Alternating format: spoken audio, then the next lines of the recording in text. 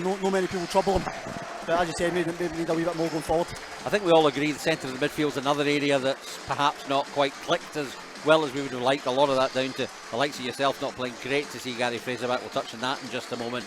But putting an extra body in there, Ryan and Adam, I'm not convinced they've complemented each other as well as we would like. Putting Andy McCarthy in there adds a different dimension to that area, and I've got to say, I think that's a good move. Yeah, I thought he was unlucky not to start last week. He's been great in training. He shuts people down. He's got a tendency about himself. He spreads good stuff about the team. And an extra body in there, I think that's what the manager's thoughts are. Just put an extra body in there and try and win the midfield battle. And what a chance for him to make a run in the team, because if he does well, he'll definitely stay there. Funny thing is, last week Kilmarnock, to their utmost credit, and I don't want to, I mean, our performance was poor, but they made sure our performance was poor. Erskine and Spittle never got a touch of the ball. I get the impression they'll have a bit more scope. Well, certainly Erskine will, obviously Spittle not playing, but put in Loss instead, they'll have much more scope to be threatening on the ball today. Yeah, hopefully Stevie comes in and does well. He can link with Erskine pretty well. Sort of a 4-3-3, but I don't think they'll be right out in the touchline. I think they'll be coming inside and try to show for it. But you need to try and get them on the ball a lot quicker than what we've done the past few weeks. Absolutely. Dundee, they're a side that I think have played pretty well, maybe not got similar boats ourselves with results. They've maybe had a couple more than we have. They're no mugs. Yeah, I seen the game against Celtic, the highlights against Celtic last week. And they had a good few chances to nick a draw or even maybe win it if they took one of them. So they'll be definitely dangerous, and they'll be seeing it today as a good time to get us to try and get a win here. But we need to make sure we're not cut adrift. We've got to start quickly today. I think we want to get the fans on board, because we know if it's struggling or if we're a goal behind or if we're not penetrating, there's little doubt that the fans will get nervous, and that transmits itself, doesn't it? Yeah, with the way the results are, it's just the way it is. If you don't start well in games and you're struggling in the league, we've seen it before, it can get a bit nervy about here. But if we start well, I'm sure the crowd will get right behind the players. Well, just to say, Raymond not with us this afternoon, so myself will be doing the commentary. Stuart staying with us to do the analysing. Stuart, we've always relied on you when we've been struggling a bit. You've got a good record up here. Solid record. You've been wheeled out actually to come up and I've seen that. No problem. I'll try and get a win for us. Well, it's going to be Thistle attacking the north stand, but it's Dundee kicking off. You get the impression they're going to be starting with a ball up the left-hand side, given they've got four of them ready to fire in. Looks like the NFL there. Smashing it forward. Away we go, and immediately Dundee have got the ball, and from the kick-off they kick it towards the edge of our box. Thistle have dealt with it well, but it is the visitors who've come away with possession, and very interesting to watch how Thistle's shape lines up, and most importantly what kind of pace we start the game at. A mistake from Kevin Holt, sees the ball slip through his foot and out of play for the first throw-in, and you talked about Lawless and Erskine, how wide they're going to be. You can already see that they're going to play pretty narrow. It's going to be interesting to see how the three of Dundee at the back plays against our formation. It'll be interesting to see how that matches up. We're going to need to press the back line well, because they're going to have a lot of the ball probably at the back with the three at the back there. Absolutely. Connor Salmon played up front once on his own, Thistle, in one of the Rangers games, and did ever so well. You get the impression that he's not a mug playing that position either. No, he's a great professional. Connor works hard every day in training, and the time he did play up front, he held the ball in for us, got us up the park, which I think's what the manager's thinking. Hopefully if the ball does go a wee bit longer at times of day, he'll be able to hold up and bring the attackers into play. Well, it's Dundee on the ball, but Thistle managed to get a foot in the shape of Jordan Turnbull playing left back. I've not seen Jordan play left back at all in training. How does he look in that particular area? To be honest, I've not trained in a couple of weeks, Michael, so I've not seen. He's always been centre half when I've been there, so I've not seen it, but he did say when he came up he could fill in at left back if necessary, so we'll see how he gets on. I'm sure he'll be fine. Good stuff. Dundee on the ball, trying to place the ball forward to Leach Smith, who turns his man with ease, plays the ball into the middle. Thistle thankfully get a foot on it and get it up to Chris Erskine midway inside the Thistle half. Gets it up to Ryan Edwards, who's made a good run. Can he get away from his man? Well, was he fouled? No, says ref. No, says linesman. I think that's probably a fair decision. One good statistic, Stuart, with the referee today: he's the only ref to have given us a penalty this season. We don't get many, so hopefully we get another one. Up at Perth in the Betfred Cup, of course, when Kevin Nisbet was fouled. So it's Dundee have started very much on the front foot. For those of you watching in Jagzone Live, you're getting the audio coverage. If you're watching Jagzone World outside of the UK, of course, you're getting the streaming pictures as Dundee come forward with a surging run once again into the box, and Thistle need to defend better. A shot comes in. It was a great opportunity for a goal, and the effort came in from AJ Leach Smith, and good save from Thomas Cherney to parry it, and the follow-up put wide of the post. That was a worrying moment. What a run though, wasn't it? He took 3 or 4 players out of the game, but it's far too easy. He's run from 40-45 yards right through the heart of a midfield defence. Far too easy by the defence there, and it's a comfortable save for Thomas Cherney. It was right at him, you expect him to save it, but worrying. Yeah, Thistle though have got away with it, and sometimes you need a wee scare to sort of wake you up. Not that, it's still only 2 minutes into the game, but Dundee starting well, but they don't take their chance, and Thistle now have to try and gain possession back, and they do just that through Danny Devine, but he doesn't get it to Chris Erskine, who had gone quite central. Ball played into the Thistle defence, but Adam Barton playing a little bit deeper there, manages to get it and get it out to Squiddy. Chris Erskine out on the right hand side. He then tries to feed it to Salmon. A difficult ball, but almost a wee mistake there from Meekins, but he gets away with it. Finds his centre-half colleague Darren O'Day, and eventually they do manage to. They seem very comfortable at the back with the ball, don't they, Michael? They're passing out for the back pretty well. Yeah, they've got a lot of experience, but they've got Jack Hendry there, a player that we know well, and we know what he's what he comfortable can with the do ball. and what he can do. Yeah, of course he is. Another challenge in the middle of the park goes Dundee's way, and they've got the ball moving again on the right hand side, but that's a poorly placed pass. A little bit of hesitancy from Devine, but he gets it forward to Erskine. Erskine doesn't get a good first touch, but he gets a much better second touch and gets it to Lawless. Lawless, having missed last week's game, tries to get it round Jack Hendry, but the former Thistle man gets a foot on it and turns it from defence into attack. And there's little doubt Dundee are going to be an attacking threat, far different to what Kilmarnock did. In comes a decent cross into the box, a header and goal coming in from Musa, who scored a lot of goals early on in the season, and he got an aerial challenge won there. Thankfully he couldn't get enough on it to get it down. Yeah, it's not often you see Niall Keown out jump there. A great leap from him. Obviously maybe Niall didn't see him behind him, it was a bit too late to jump. But again, Dundee seem to be getting a lot of foot on the ball, winning a lot of the second balls and pass it around pretty well, so we need to try and get a foothold of the game and make a few passes ourselves. To be fair, it does look at the type of game where both teams are going to attack, and it does look as though there will be more space for our guys. They just need more of the ball. Yeah, definitely. Just early days, Dundee are having a wee bit of time now. Hopefully it calms down a bit and we get hold of the ball. Lawless into McCarthy, gets it to Salmon just. Salmon now has got a few options, one of which is to use Lawless, but he opts to go right the way back and has to go to Turnbull. Turnbull under a bit of pressure, doesn't want to give the ball away there, and does unfortunately. It's picked up by Leach Smith. He gets it right across the middle of midfield, and all of a sudden Dundee have a man over and they're coming forward with a little bit of menace up towards the edge of the box. It's played in by Spence, but this will get it clear, and we'll hope to try and pick up a second ball through Stevie Lawless. Gets the ball under control on his left foot and then has to launch it long under pressure. One for Salmon to chase. He's going to try and get the better of Jack Hendry, and Salmon puts him under pressure, but then perhaps just catches Hendry's heel. Yeah, he's a wee bit unlucky there. He's pretty clever. Any touch is going down. It's okay for Connor, at least he's shutting people down and showing intent. So just watching it again in the video, those of you in Jack's Own World will be able to see the videos. I don't know if you had this. You would have seen this last year. You got the TV replays for the home games. Different class, isn't it? It's good, isn't it? That's a long ball that Dundee have played forward, intercepted by McCarthy, picked up by Erskine. Erskine watched to beat his man, perhaps could have played a pass, so McCarthy takes it over, gives it to Barton. Barton makes a complete hash of that and gets it to Turnbull, and Turnbull sprays a nice pass across to McGinn. McGinn's looking for a run from Edwards, and he's got a run from Edwards, who just stays on side. Edwards tries to have, he's pushed down this time from O'Day, and Thistle have a free kick. It's about 15 yards from the corner flag, right on the right hand touchline, and that was a good ball, good bit of work from Ryan Edwards. Gets in front of his man and draws the foul, as they say. A couple of clever runs for Ryan. He's running behind a couple of times, but the two in there with Andy and Adam, he can get forward at will, knowing that they two are behind him. So a couple of great runs. So Thistle going to push everybody forward, bar two. It's 2 against 1 at the back, with Dundee keeping just the one man up, AJ Leach Smith. Ryan Edwards goes back to help out, and Chris Erskine swings in the free kick. It's a decent delivery, a header and goal. Good save from the goalkeeper. Turned out for a corner. Very good effort there from the Jacks. It was Danny Devine who got the header and goal, and that brought out I think it was a good save, or was it a combination of save and post? I think he had his front post covered. I think it just hit the goalkeeper. Good ball to the back post. Danny Devine attacks it well. Another corner on the far side for Chris Erskine to hit.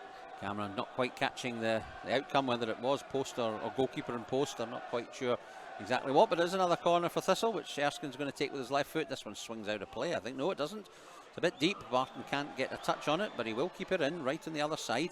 Can he play a nice little pass in? He does, and Thistle now have got an opportunity and a good bit of football. It's a chance for, was it Keown to cut it back, and not the ideal man you wanted for that situation. Just get back now, get back in. And that's it, and the ball's gone out, and that's an encouraging couple of minutes for Thistle that will give them just a little bit of a chance to raise the tempo. Yeah, a little bit of a breather for us on the ball.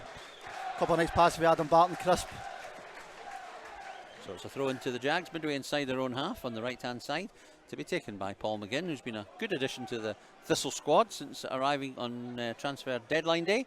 He launches the ball forwards, gets it back. McCarthy He very rarely has a bad game, does he? Paul McGinn, he's solid. Yeah, he's very well. There's a slip from McCarthy, allows a chance for Kamara to come through, and he's going forward at pace, trays it across. A great chance for a goal. It's goalwards, and it's cleared off the line, only temporarily though. Dundee on the attack and then headed into the net, and Dundee take the lead through Leach Smith, and that was a series of pressure on the Thistle goal that led to one or two opportunities. We got one off the goal line, but when the ball broke back for Kevin Holt, he was able to drive it across, and we just couldn't match the numbers, and it was finished. Yeah, it came from a slip, sorry, for Andy McCarthy, 35 yards out, but that shouldn't be a worry. He should still be able to shut the ball down. He's run into the box without any pressure, and it's cleared off the line well for Danny Devine, but we don't pick up the second ball for the clearance, and it's a smash ball across goal, which is tapped in by Leach Smith. You know, you can see it was coming there when they were getting in the box. You seen a chance was coming.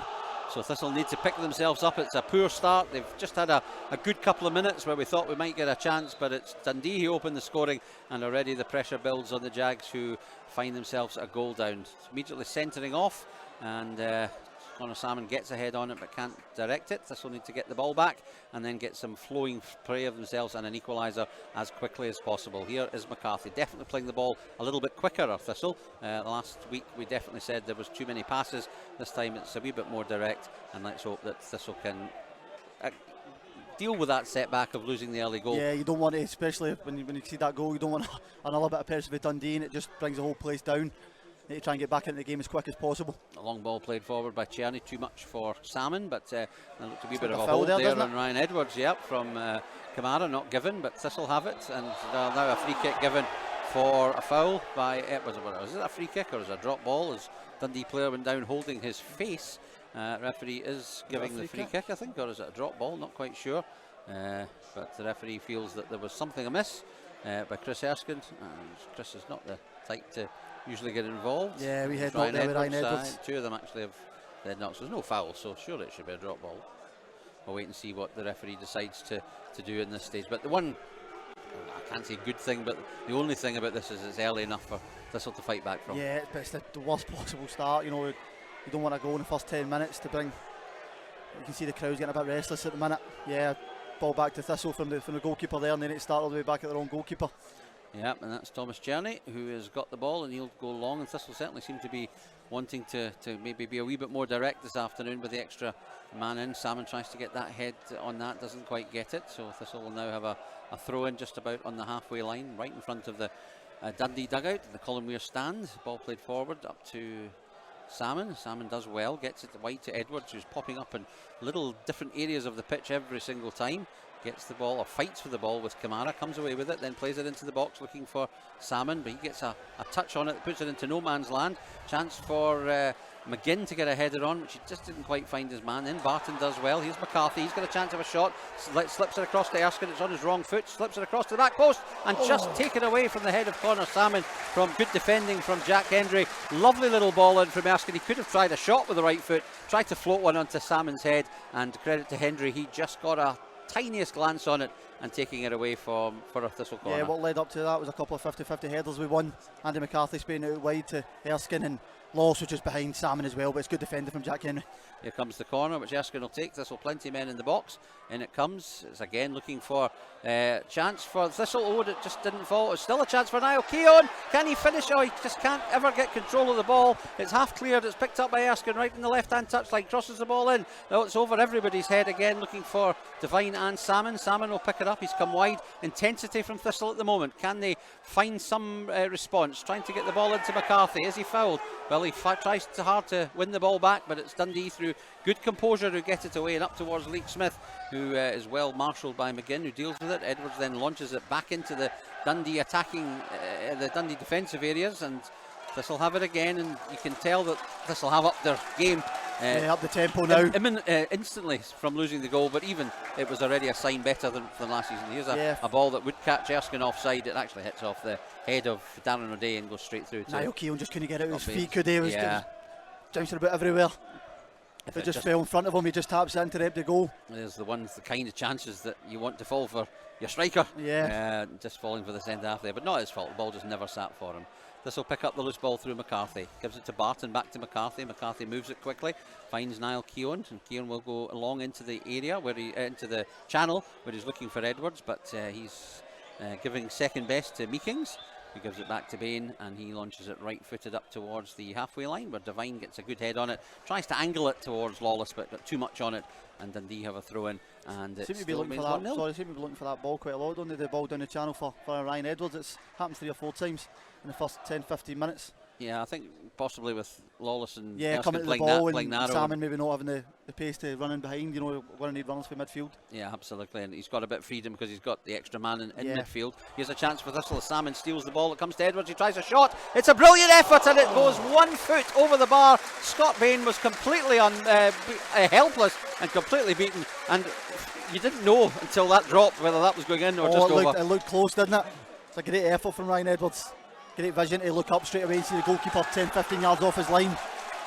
And at least he's had it over him. You know, if he had it shot, you'd be a bit disappointed. So he's gave it every chance. Yeah, he didn't. Just a yard over. He didn't have any options really in front of him, and that ball's dipping, and it's landed on the roof of the net. Barton plays the ball forward. Not enough on that to get it to Salmon. A little bit of heady tennis as it's up in the air. Eventually, it's Dundee who come down with it until Thistle steal it, but it breaks kindly for Dundee for Jack Hendry to pick up over the halfway line. Jack plays it out on the right-hand side for a chance for Dundee to build again. They've been on the back foot for the last few minutes as Thistle have upped the tempo, and it's good to see, and certainly we need to try and get back into this game as quickly as possible. Yeah, it's been a not bad response though. It's been good for the past 5 minutes.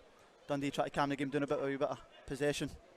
This time though, Adam Barton gets the ball. He's quite deep, and maybe the onus will be on him to be a wee bit more defensive and not have to be so creative this week. Maybe start moves off from deep and try and feed people. With the two in midfield we've been playing, he's had to do a lot.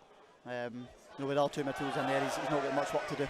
McCarthy wins the ball from that Dundee throw, and he's a very clever player, Andy McCarthy. I'd just like him if he can just up the tempo with the ball, I think he'd be an absolutely smashing player. Yeah, you remember he's only 18. Yeah, just turned 19 yesterday. Yeah, it's birthday's galore. It's Paul McGinn's tomorrow. What a player for his age. Erskine, nice little flick, finds Salmon. Salmon lays it off to Edwards. This will need to move it quicker, and not a great ball from Edwards. That was a chance, but we get it back. McCarthy, he could play this ball quickly, and again, just not enough on it. I think he was probably falling a little bit as he played it, and Thistle once again don't manage to keep possession as Barton gives it away. There was a wee foul there from Stevie Lawless chasing back. Commits a little foul, which is maybe not the worst thing in the world, because there was an opportunity for Dundee to break. But yes, you've talked about the response. It has been good. We just need to turn that into goals. Yeah, with a wee chance there. Again, 2 chances to spread out to the left a wee bit quicker. Taking a wee bit extra touch. Again, it was stuck under your feet. Try and get out your feet a wee bit earlier. But you know, we look like we're the team sort of trying to get equalised instead of Dundee coming at us, so that's a good thing. Yeah, all we can do is just keep plugging away, and hopefully that we'll get some positivity. It's been negativity up till now this season, and we've got a good head on the ball there from McGinn. Gives it to Erskine, and Erskine will come down the touchline, gives it back to McGinn. McGinn is now coming under pressure, so plays it forward towards Salmon. Salmon turns well, plays it inside to Erskine. Erskine would want to maybe play that quickly, but opts to leave it, gives it to McGinn. McGinn opens it up to Barton on the halfway line. Barton, a nice quick pass to Edwards in a bit of space, has to turn. He's got a good run in from Jordan Turnbull, tries the shot, and the goalkeeper really wasn't too troubled, saving it low down to his left. But again, Turnbull, we don't know an awful lot about him, how he's going to support as a left back, and he was perhaps just not quite where a Callum Booth might have been in that situation. He'd be there a lot quicker, wouldn't he? He's on his bike and he knows. But that's a lot better play, trusting each other on the ball and finding a spare man. Good early passes from McGinn into Barton, and Barton into Ryan Edwards. Ryan Edwards has got 10 yards of space, and I think he does the right thing to have the shot. Just chokes up a wee bit with his left foot.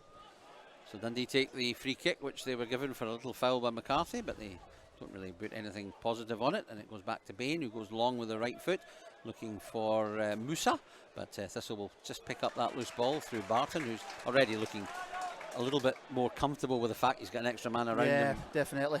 Offside flag goes up against Connor Salmon, who was fractionally offside when the initial ball was played by McGinn. But we talk about Barton, and yeah, I think we all knew that too wasn't a good combination in terms of working together, albeit we were very short of numbers. Yeah. But having 3 in there now just seems to have sort of loosened the shackles a little bit. Yeah, he gave him, playing that too for a wee while now, and it's just not looking right at all, is it? So that's why the extra ball in there help him out a bit, because he's a great big player, and on his game you see how good he is, you know what I mean? So he just needs a wee bit of confidence. He's not playing with much confidence now. So Thistle have it with a free kick taken to Keown to McGinn. McGinn looks to find the ball into Lawless, who's moved a little bit, gives it to Erskine. And Erskine and Lawless, how many times have they dug us out holes, and they've got a chance again to do so as the ball's played to McCarthy on the right hand touchline from Erskine. Lawless is there, Barton's in a lot of space in the middle, and that's where the ball goes. It doesn't come down to Barton, claims for handball but not given by the referee, and that's what you don't get when things are against you. Dive in from Keown and Dundee on a 2-on-1 break, and it's a real opportunity now, and a shot comes in and goal. It's choked and it's turned wide of goal from a gloriously opportunistic moment for Dundee, and I think Musa will feel he should have buried that from the low ball across. Yeah, I don't think it was a cross. I think he's tried to tried shoot. to choke it, yeah. And again, he's smashed it across goal, and if he gets there, you think he should score, but he is stretching. Difficult one for Danny Devine there. I know. He's just stick or twist, isn't it? Yeah, I think he probably did the right thing. Just let the guy have a shot at goal from 15-20 yards and hope Thomas Cherney saves it, because if Danny goes to the ball, he just squares it to him, and he's got a tap in. So yeah, I think Danny did the right thing, back off and just hope that he misses the shot. Yeah, it was another Lewis. Chance though there for Dundee, wasn't it? It was Lewis Spence who had the run and the choke shot. Thistle though are back on the attack at the other end. And they tried to flick it from Edwards to Lawless, and it just goes behind the little winger, and that means it's a Dundee throw in. And Thistle, we're going to. The good thing is, Stuart, what a bench we've got today with Spittle, Doolan, Fraser, Story, Nisbet, and Nitriansky. It's a very attack-minded, and I think for the first time, game changers on the bench. Yeah, definitely. It's a bit we can find himself a bit unlucky to be on the bench. He's probably been our shining light in the bad times we've had in the past sort of 46 weeks. But he can come on and definitely do a job for us. What a story it would be if Gary Fraser came on and done something, wouldn't he? I don't know about that though. He's only played his first 20s game in Tuesday there, and it's great to see him back playing, and he's had no problems so far. He played 60 minutes. He did a terrific job, I have to say. I'm very, very impressed with him. Well, there's a tackle from Edwards that referees unfortunately don't allow these days. Not a problem 10 years ago, but now if you just go in showing your studs at all, I don't see the issue with it.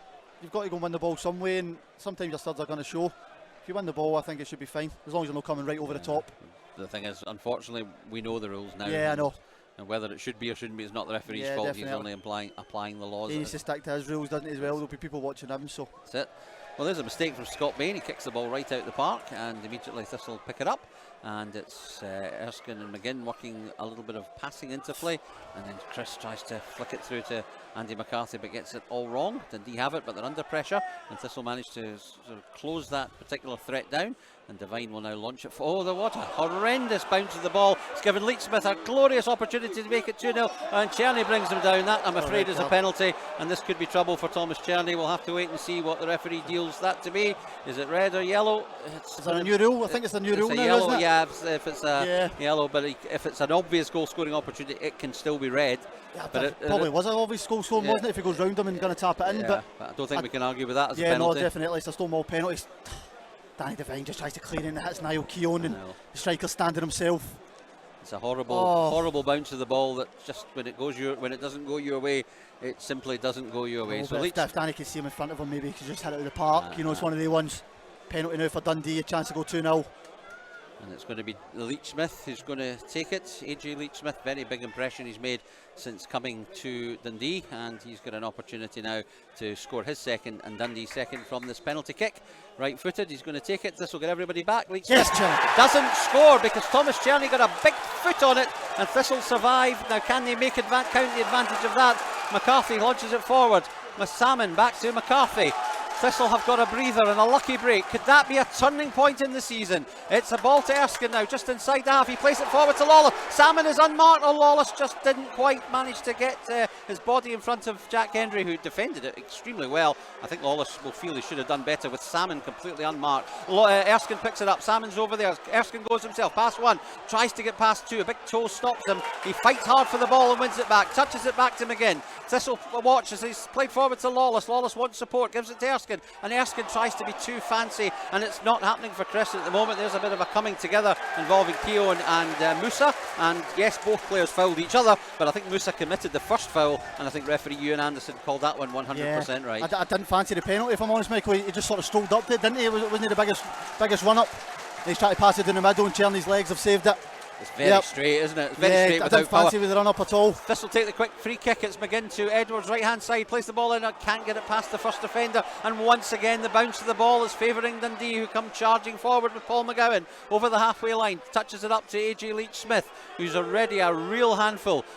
Smith gets past one man, gets past two, he's gone backwards, he's not really got a shooting opportunity now. He plays the ball across, it's still Dundee's ball, it's with Kamara, spends it out to Holt left footed, plays it into the box, headed clear from Niall Keown, back to Kamara, out across to O'Day on the left hand side. He's come forward, but Thistle have survived that penalty claim. Erskine gets the head on it, gives it to McGinn. McGinn has a chance to come forward, goes for the long ball looking for Edwards up against Hendry, but that's going to have too much power in it, and we can just draw breath a little bit. 23 minutes gone, it's still Thistle 0, Dundee 1. Dundee could have been 2 though up. Thomas Tierney saving the AJ Leach-Smith penalty with his toe, and when you watched it again, it really wasn't a very good penalty. Yeah, just strolled up to it. As I said, I didn't fancy him. Great save for Thomas Tierney though, because sometimes they just go right down the middle. If the keeper dives one way, keeps his legs there, and that could be a big turning point, as you touched on there, Michael, and hopefully gives us a wee lift. You've seen straight away from the counter-attack, we look dangerous. Still only the one real chance on goal, and that of course was the effort from Danny Devine that brought out a good save from the goalkeeper. We've had 2 or 3 very near things, and we just need to keep working on it and hope that something's going to break in front of goal. Yeah, they seem very dangerous on the break though. I know they've had a couple of break of the balls, don't get me wrong, but it seems they've got a lot of numbers forward when they're breaking, and we've not got many back. I don't know what it is. But it really is amazing when you talk about luck never favours you when you're struggling, and there's so much truth in that. And there's that one that led to the penalty. The ball could have bounced in 10 directions. I know, he's hit it so hard it could have went anywhere, and just right to the striker's feet, who's clearing through and goal. Well, Thistle have to get the ball back first of all, and there is a bit of space for Kevin Holt, but the angle of the pass wasn't good enough, didn't get enough on it. So Tierney comes out, gathers, gives it to McGinn, and you can see that Dundee are giving us no time in the ball, even for the defenders, and that's the way Dundee play. And they're not like Kilmarnock, who sat back and let us get the ball to the halfway line untroubled. They're trying to stop us getting it out of the penalty area. Yeah, we've had no building for the back at all, no throwing out for the back for Thomas Tierney. It's been right up. Another careless bit of play this time from Lawless. He could have played it back to the goalkeeper, tried not to. We got away with it, and Tierney does play it up. Turnbull gets a wee push on this player, then gets away with it. Salmon then comes in and steals the ball on the left-hand touchline, 15 yards from goal. Connor Salmon tries to take on his man, beats his man, plays a good, almost finds a good pass, but nipped away. It's picked up by McGinn, touches it to Erskine, who really wants to do something good, gives it back to McGinn, floats one into the middle, not enough on that. Well, the goalkeeper makes a odds wall above it and pushes that one out for a corner. If you're going to play balls in that, you need a bit of pace on them. I think he did try. He just got a wee bit underneath it. And the keeper should be catching that, but he's punched out for a corner. An absolutely fortunate corner for Thistle, and let's see if we can make something count with that. It's going to be Chris Erskine, takes it short, gets the 1-2 with Lawless, then gets it back to the little winger. He plays it in with his left foot, takes a deflection, a couple of challenges inside the 6-yard box. Nobody's going for it. Eventually it goes out of play, so another corner to Thistle. The last touch clearly coming off a Dundee defender. That ball could actually end up on Firhill Road. It's just about headed out of the stadium, so new ball please. Referee is going up to speak to his linesman, I think. Maybe it's Neil McCann maybe he's speaking to. Somebody. No. It's somebody. Yes, no it's not. It's another person. Not Neil McCann. Don't know what another Dundee official. I don't know who that is, I'm afraid, so can't advise you on that. We need a ball. If somebody could come up with a ball if possible. Try to play without a ball here. No, I can't believe that the fourth official hasn't spotted we need a ball.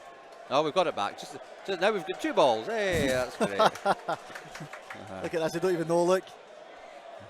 So we'll get back to 1 ball. It's a corner to Thistle. Chris Erskine's going to take it left-footed. Plenty men and plenty movement, and it comes. It's quite deep, looking for.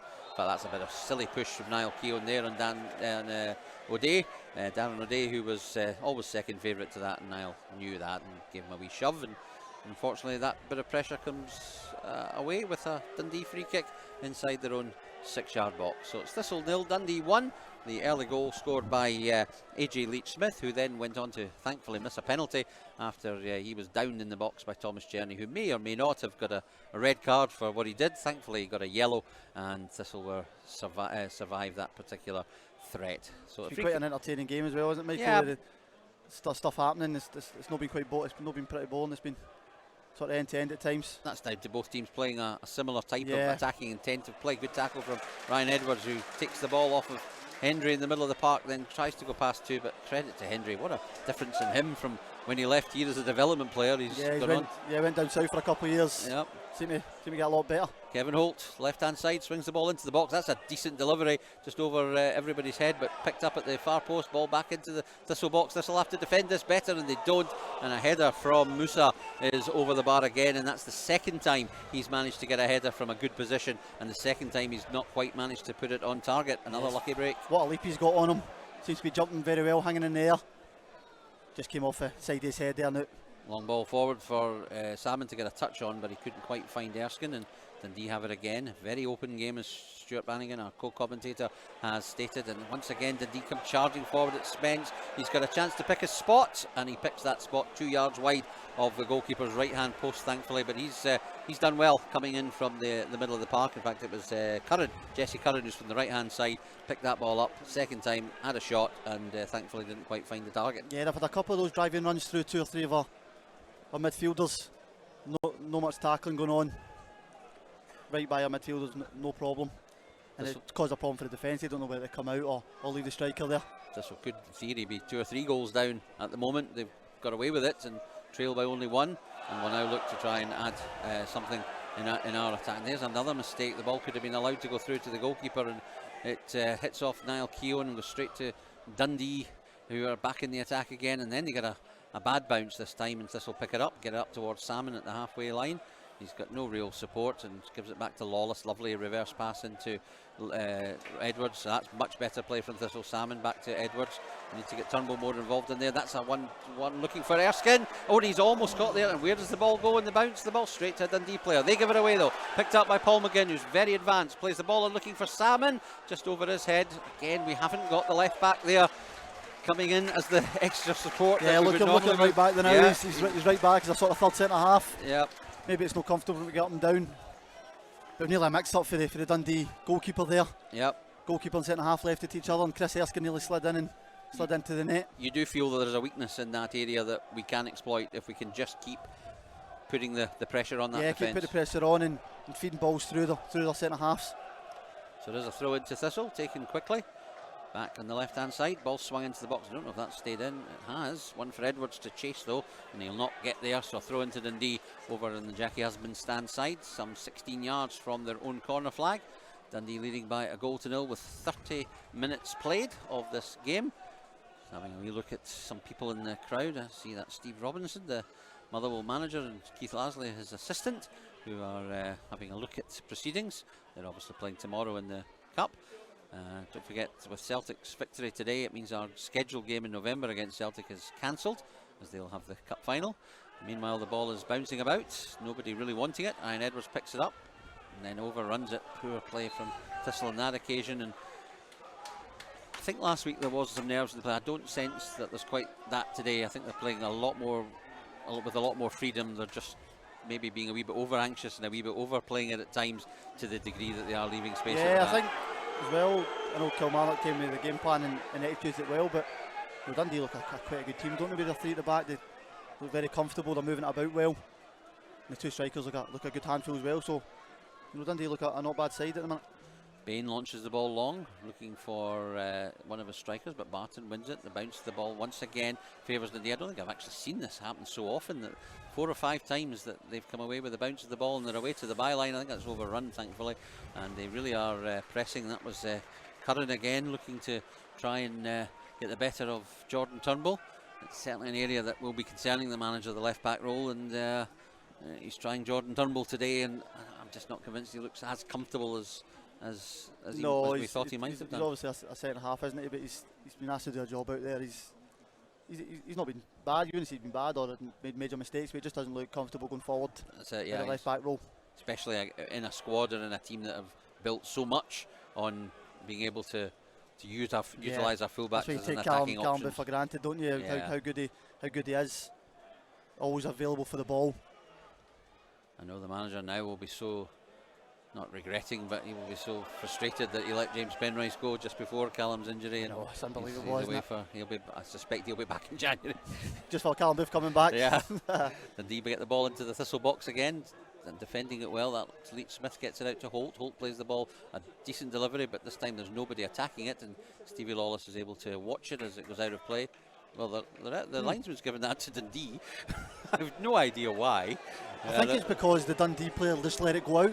The Dundee player could have easily kept it in there, the fullback, and he's let it out. So I think that's conned the linesman into thinking it's a Dundee throw-in, but it was just a bad cross. Yeah, thankfully the referee's not too fussed. That's Jordan Stocco, the linesman over on the far side, making a bit of a codswallop of that. Yeah. But it didn't lead to anything, thankfully, and Thistle get the throw-in, which Turnbull takes. Salmon not quite getting the leap, and that wasn't actually intended, that little salmon leap pun there, but out it came. Throw it to Thistle, which the linesman's got absolutely right this time.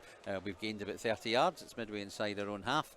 On the left-hand side, once again, Turnbull to take it, plays it up towards Salmon, gets a head on it, comes off Jack Hendry this time, and Thistle get another 30 yards that have managed to get inside Dundee territory now, level with the edge of the centre circle, and Turnbull again will take the throw-in, and Thistle just keep trying to get possession and get the ball into the Dundee defensive zone where there are weaknesses and there is opportunities, and I'm absolutely convinced that at some point in the match you will see the likes of Storey, Doolan and Spittle becoming more involved if it stays as it is. Here's Thistle with McCarthy battling his corner well, gets it to, in fact that's very good refereeing, because he waited to see if McCarthy was able to get a defence splitting pass in, and he brings it back to give Thistle a free kick. He was getting held back, he couldn't control the ball because he was getting held back.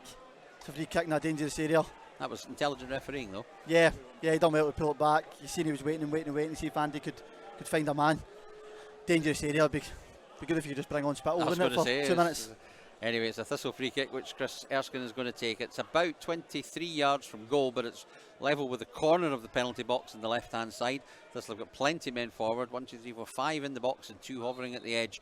Erskine to take it, in it comes, not enough on it. It could tell right away that it was one man short. It's played back into the box, but Keown will go up for it, doesn't win it. Second ball will be won by Erskine, or he'll let it go for a throw-in. No, he lets it go for the throw-in, level with the edge of the Dundee penalty area, over on the main stand side.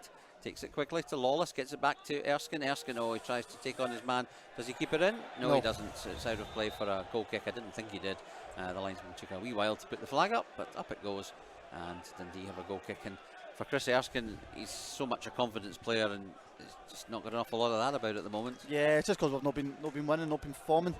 But you definitely still need him on the pitch, because he can do great things, just spark into life at any moment. So it's a goal kick to Dundee. 10 minutes left of the first half, still leading by that very early goal from Leach Smith. Ball played up to Musa, who beautifully shepherds it down to Spence, plays it back to Holt. Holt back to Spence, back to Holt, a little bit of tappy football. McCarthy tries to get the tackle in but misses it, and there'll be a free kick to Dundee. Holt wanting a little bit more action. I don't really think there was anything in that. He just sidestepped him there. Free kick taken quickly, and quite a decent one from O'Day. Gets it way out on the right hand side to Curran. Curran again will start his run. This time Lawless reads it, but it's still with Curran. And Lawless back to have another go, but he gets it forward. Still Dundee's possession. Curran 25 yards from goal over on the touchline. Lawless gets the foot off and gets it. It's a throw-in as it comes back off Curran's foot. And Thistle will certainly have to contemplate, Stuart, changing the things about sooner rather than later. I'm not saying right away, but with that kind of firepower sitting on the bench, the pace of Storey, I think he may very well look to utilise that at some point. Yeah, I do think he'll go to 2 up front at some point in the game. You know how quick that'd be, I don't know, but as you said, you've got Doolan and Storey there that will come on up front, I'm pretty sure. But I don't think it'll be a like for like. This will get the ball forward. Nice little touch from Sam, but good reading of the play. But this will get it back through him again, and they've got 2 against 2 up front if he can get it forward. Doesn't do so, and then plays a shocking pass. I don't know if him and McCarthy were just not quite on the same wavelength. McCarthy wanted it to feet, it went behind him, and both look at each other, but they have to get into defensive mode now as Dundee have it, and it's Kamara in the middle of the pitch on the left hand touchline, plays it back the way. Picks out the central defensive partner of Josh Meekins. That's a good ball in and a lot of space for Hendry, who's come forward and will try a shot, blocked by Danny Devine. Up goes Barton with a header, a little bit clumsy, but gets away with it. Still Dundee have it though, as they got the second ball. It's back with Kamara. Kamara looks to get away from Edwards. Good, well, I was going to say good advantage with the ref, but he does give the free kick. Kevin Holt might have felt the advantage was the way to go. But as you said, Dundee do look very dangerous. Yeah, did you see when Josh Meekins got the ball there? You seen Jack Henry step right in. He didn't stay at the back, he stepped right into midfield. And Connor Salmon just thinks he's going to stay there and he steps in. Great chance on goal. Good play from Jack Henry. So here's a chance for Dundee to swing the ball in through Holt. Not a great ball. Salmon gets a foot in it, just sort of shanks it a bit. But Lawless picks it up on the left-hand touchline, needs to play it quickly. Well, he wins the throw in. He would like to have got that ball down. Didn't have a lot of options. But amazing to look, as the ball reached him, if Thistle had got a break, they had a man advantage. Yeah, definitely. It was 4 against 3 there, getting forward. Fitness. Stephen just couldn't get it. It's actually amazing. There's a lot of talk about how we lose so many late goals. Is it a fitness issue? I think this is one of the fittest Thistle teams I've ever seen. And over the last 4 years, I don't think anyone can level an accusation of a lack of fitness, can they? No, I don't think so. I think we look fit, but it does seem like sometimes teams just run by our players at times. And that's what they're doing just now, sweeping the ball on the left-hand side to Holt. Holt will swing it in with his left foot. Well, he doesn't. He opts to check. And then he tries to cut back. He's going to run into Barton, and Barton plays it forward. Erskine and Salmon doing the running. Salmon has to watch as Meekins turns it back to the goalkeeper, and the goalkeeper gives it straight back to Josh Meekins, the former Inverness man. He comes forward, touches it out on the left-hand side to Lewis Spence. Good addition to the squad he's been. Still McGowan. McGowan out on the left-hand side to Hendry. They're very comfortable on the ball in every aspect. And Hendry plays a ball up, not the worst ball in the world. Thistle looking for offside, but none there against Musa. And Niall Keown has little alternative but to play it out for a corner kick to the visitors, who still lead by 1-0 with just over 6 minutes left of this first half here at the Energy Check Stadium at Firhill. And it's a corner to Dundee. Very composed defensively, the way their guys can push up and support attack. They're comfortable on the ball. They do leave gaps though. Yeah, definitely. That's what we need to pick it off. But when they do step in and we do win the ball back, break quickly. In comes the corner kick, well defended by Thistle. McCarthy tries to get a header on. Was he fouled? No, and it's still a chance for Dundee. The ball bouncing about, and they're looking for a space. Thistle need to defend this better. They got plenty of men in, but they watch as the shot goes wide of target. It would have been a difficult one to get the better of Thomas Journey from that angle, but once again allowed to get a shot in. Yeah, he shifted it well. Shifted it into his left foot, pretending he was going to shoot, and shifted it back out to his right by Niall Keown. Couple of men. You see it in the replay here. Shifts it by Niall Keown back onto his right foot, and you'd be hoping that for a Dundee perspective they'd be smashing it low across goal there, but he's sliced it to the near post and by the post for a goal kick. Thankfully, so Thomas Journey, left-footed, will take this goal kick up towards Connor Salmon. That's the target every single time, is to pick out Connor. This time he has to settle for second prize, which is a throw-in just short of the touchline. And Thistle attempting to be very direct today, with getting the ball to Salmon, and then feeding off them would be Erskine and Lawless. It hasn't quite materialised as much as we would have liked. No.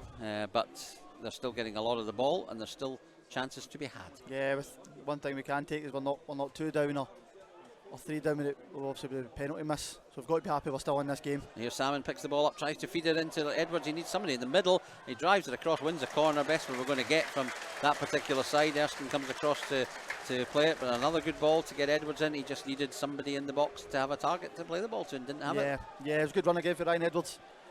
Only one person in the box there, and it blocked well for the Dundee defender. So there's a corner which Erskine will take. Needs to get this one delivery a bit better, and it is. Up goes a chance on goal, but it doesn't really have any direction, and out of play. It'll trot for a Dundee goal kick, and absolutely no rush to take it. Josh Meekins just leaves it.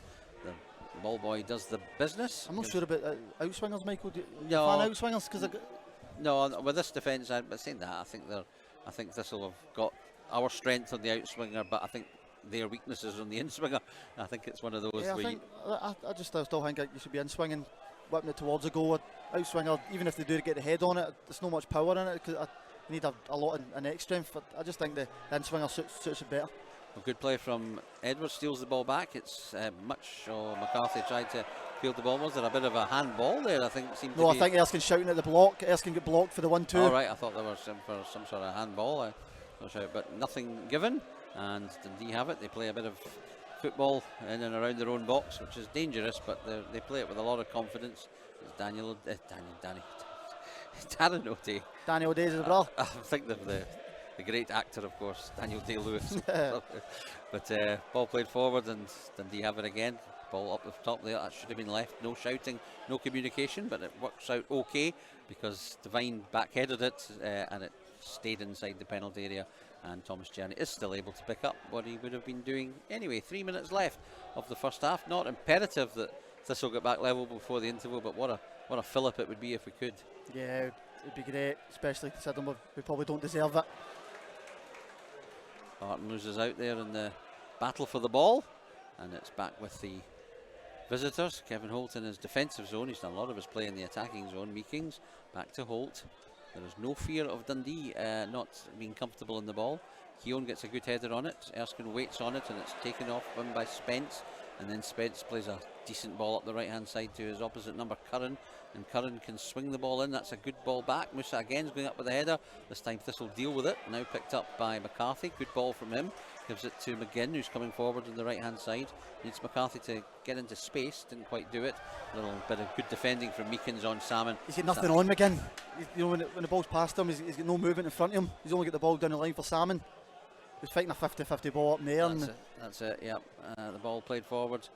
This'll defend it well. Turnbull gets it back to Lawless. Lawless to Erskine now with a bit of space. Erskine turns, does his running towards goal. Oh, then slips on the ball. Just Erskine's time at the moment is going all wrong.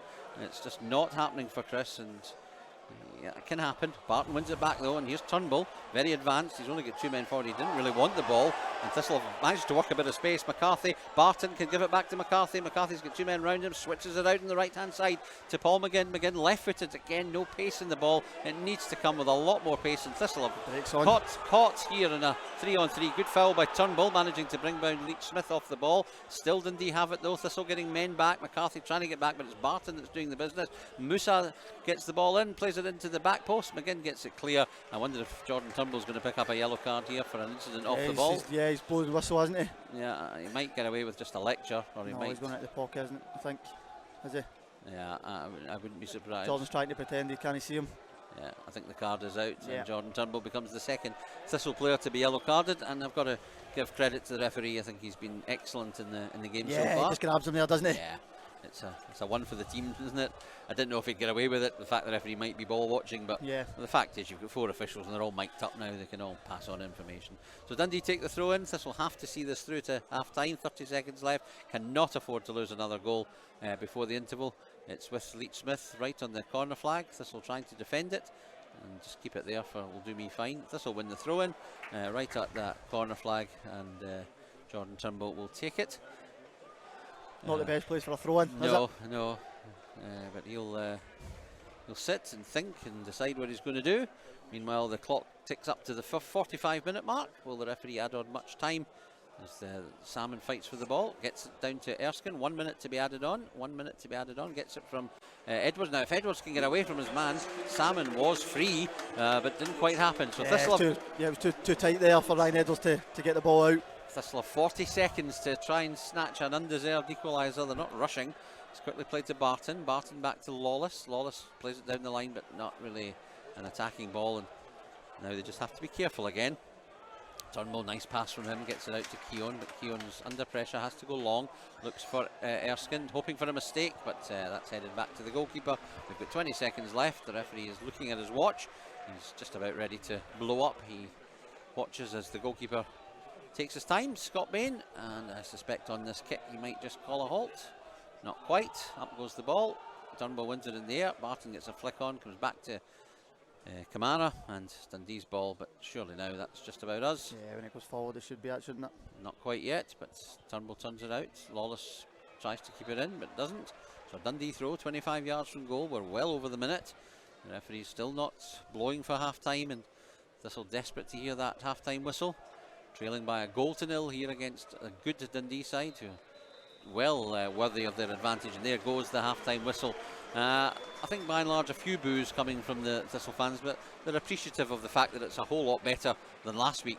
But they're up against a good side who are making life very tough for us. Yeah, it's been a tough game. I think Dundee deservedly lead. We're happy that it's only 1-0. But we're still well in this game. As you said, we've got a lot of experience coming off the bench that will help us out. and hopefully the guys can come on and make a difference, because it's just not something's just not working around it in the first half. Yeah, they're not getting the support to the front man. The front man's working, he's winning his fair share of high balls, but not really with any threat. And the one that's really coming through is Ryan Edwards, and you really want it to be Erskine or Lawless, don't you? Yeah, definitely. Well, again, I don't think we've trusted each other on the ball enough as well. We're just hoofing it long into Salmon. And we done it once with Adam Barton into Ryan Edwards for the shot, about 20 minutes into the game. The one bit of play where you look up and you find the spare man and you trust each other. And that's what needs to happen more often, because you can pick this team off. We'll talk more about the game and we'll come back to the game a little bit later. Let's get back to your situation. For those that maybe weren't here at the start or weren't listening at 3 o'clock, you're not playing because? Yeah, I've got I had a minor problem with my knee. I hadn't been feeling right for the games I've been playing this season. Something just wasn't right in my knee. So I asked for a scan, to get another scan on it to make sure everything was okay. And it came up that I've got a wee fragment in my knee that just basically stopping my movement properly. So it's a minor operation I need. So I'll be going in next week getting that, and hopefully after that I'll be all clear and ready to go, because it's been really frustrating for me. I've not been able to train properly, which is basically a big circle, which I've not been able to get the game time which I want, and I've just not been feeling right. So I knew something had to get done about it. So I'm actually quite happy that it was something minor, because if it wasn't, then I'd have been really worried. So lucky enough, it's something in there. Just needs taken out, and hopefully 4 to 6 weeks after the operation I should be back ready to go. Are you in pain, or is it just more discomfort It's, rather than pain? No, it's not a pain as such. It's just a total. I just feel like I can't move properly, and I'm not moving right at all. I've not got the fluid movement that you need in your leg, and I can't fully lock out my left leg either, which is causing problems. So hopefully when you take this out, everything will be all clear. And it's funny, because when we were watching you play in the early games of the season, I suppose we're not quite sure as to whether it's just you being out for so long that it's taken so long. Of course it would have been obviously a part of that as well, being out so long, but I pride myself in getting about the park and being involved in a lot of the game, and I just felt in the games I was playing I was a bit restricted in what I could do. I hadn't been training an awful lot. There was days I was missing training for 2-3 days a week, and maybe training the last couple of days before a game. It's just no right, so needs cleared up, and fingers crossed that this will be it. That's absolutely good news, in the fact that they've hopefully come to the root of the problem. Psychologically and mentally, how have you found it coming back from that length of time out? It's been a bit, obviously it should be happy to come back and playing, but because I was in this no pain, because I felt that I wasn't right, I've not enjoyed it as much, because I've not been able to train and play the way I want to. So it's been really annoying and frustrating for myself.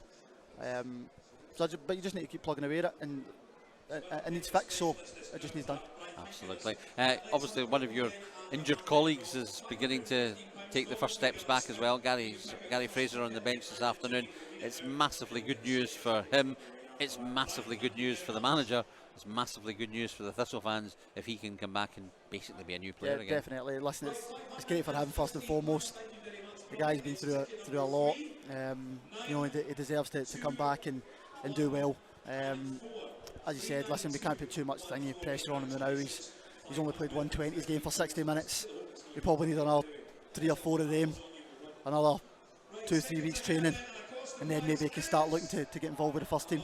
But it's great for him just to be on the bench here today and feel like he's getting closer and closer. And I suspect, given the way the game is going, that he'll probably utilise the likes of Storey, Doolan and Spittle as subs.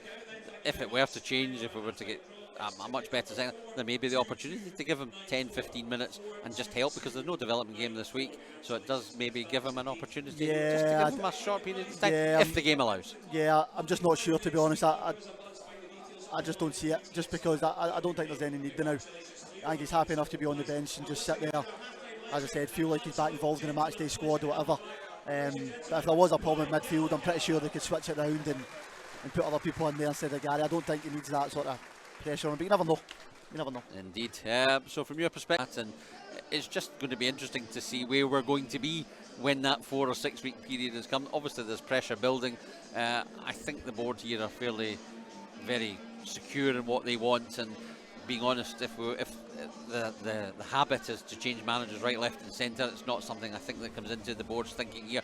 I don't want to preclude what they're thinking, but by and large no manager is going to be able to find a midfielder that's not missing or a fullback that's not there. It's player personnel that's the problem. It's not players not playing well. Yeah, there's a lot of players that you would class as starters that would play most weeks that are out there now, which is so frustrating for the manager. He must be pulling his hair out with the stuff that's happened to him. He's been really unlucky. But they've stuck by him before. We had a wee bad run a couple of years ago at the start of the season, and he came through with flying colours. He's a great manager, and I'm sure he'll turn this around. I'm absolutely sure he will. It's just a case of getting that first win, and as we've said many times, Stuart, it's just win. It doesn't matter if it's through a wonderful performance or a fluky off the shins in the last minute. Yeah, that's what I mean. This could be at the day with the penalty miss. It could turn around and go in our favour. We just need a win that will settle everybody down and try and go on a wee run and pick up points. Absolutely. At half time, we've talked about what we may do, just looking out, all the subs are out warming up, so I suspect it's going to be same again at the start of the second half. Yeah, I think he'll keep it for 10-15 to see how it goes. I'm pretty sure Dillon will be on fairly soon, and I don't know where Story will fit in, if he'll maybe bring off Salmon and go Dillon and Story together. I'm not sure, but I'm pretty sure the two of them will definitely come on. It's going to be interesting to see indeed exactly how that may work, because something will need to change with the formation, because with Story playing, even if you go one up front with Story rather than Doolan, it gives you a completely different option. It gives you the pace to get in behind, which might allow Erskine and Lawless just to play a little bit more freedom. I don't know. Yeah, but you want the goal threat, don't you, Chris? You can pop up at any time and score a goal for you. Absolutely. So I'm not sure how it will work. I think, if I had to guess with it, I think it would be Dillon first on, and Story on a wee bit later. Well, we'll watch with interest. We've got this crossbar challenge going on in the pitch just now. You fancy you could hit the crossbar from 22 yards? I think so. I'd need to go with my right foot now because my left's a wee bit struggling. But a pal of mine done it last week, Graham. Pretty poor performance, wasn't it? None out of 3. Pretty poor. I spoke to him after the day. I seen him walking round. Very disappointing for him. I said to him, if it's never up, it's never in. You've got to make sure it's up there. But it's good for the fans to get out in the park and have a wee go at something. And you get a hospitality package if you get all 3. If you get all 3, but I don't see anybody getting fancy yourself for it, Michael? No, I wouldn't even reach the goal, to be brutally honest. I'm waiting for somebody to slip again. It'd be pretty funny, wouldn't it? Yeah. I saw one, I'll tell you something, just changing the subject. Many years ago I was at a pre-season friendly down at Loftus Road, Queen's Park Rangers, and where they got what they got was they got the guy to run from the middle of the half to the corner of the penalty box, put his head on a pole, run round it 10 times, and then come and take a pic. It's the funniest thing I've ever seen at a football match. I want us to try that. I'll speak to Beth, the new... Get back Gavin Wallace to get it sorted. Gavin with the yellow hair, yeah. Let's see how the crossbar challenge goes. Well, as I say, we've talked about the potential substitutions. It doesn't look like anything's going to happen. That formation that we've got allows us to go 3 at the back. Is that something you might consider? You might do it because the 3 at the back might match up with Dundee. Dundee seem to be getting out quite easily. Could match up with Dundee and put 2 strikers up there with the 3 centre halves, and that'll put them a bit more under pressure. So that definitely could be an option, because you've got Jordan there obviously, but it just depends who would play left wing back. Yes, that's a problem. Yes, apart from that, that's what. To be honest, when I was looking at the team and I lined up, I think that to me looks 3-4-3, and then. I think if Stevie would play left wing back with you. No, I was thinking he would play McGinn at left wing back and Spittle. Before I saw the team, yeah, all right, okay. I was thinking what he might do, and I'm thinking Spittle right midfield. Left side would be McGinn, or he could play McGinn, and I didn't, or Turnbull in that, and put Martin back. There was a lot of options that, and I thought, I'm not sure what he's going to do. I think Adams played a lot better because he's got the luxury of having the extra man in the middle, and I don't think the manager will want to lose that particular bit. I think he'll want to keep that security. Just see how the crossbar challenge goes. Shot number 1, that bounces before the goal line. Not hitting any, I could just tell already. He's just never even got off the ground there. He's not getting a hospitality package. No. Right, Kingsley says that. Right. Take his time, we should take his time. That's it, here we go. Nah. I was too bad. That might be the worst. I don't think you could get worse than that. No. I honestly don't think you get worse than that. And he's actually covering his head and face. We all know his name though, so it's fine. And rightly so. It's important. I mean, we're having a laugh and a joke, and the one thing you can't afford to lose, you can't afford to get 2 down. No, of course you can't. You've got to keep a positivity about it, and even if it doesn't work out today, we've got Hamilton on Tuesday. Once we win a game, you do get the impression there's massive changes to come. Of course, we've been in worse places before and came out the other end. We're still early on in the season, don't get me wrong, you don't want to keep going the way we're going, of course you don't. But you know, it's not the end of the world, we've still got games to come back into it. I think the most important thing for us in this second half, even if we don't come back and win, performance needs to be a wee bit better, stronger, and go for Dundee and see if we can get a wee bit of excitement back. Absolutely. I think also what we've got to remember, as you've touched on, we've been here before and we know what to expect. A few of the players are new to it, but by and large it's nothing new. We need to try and start leagues better.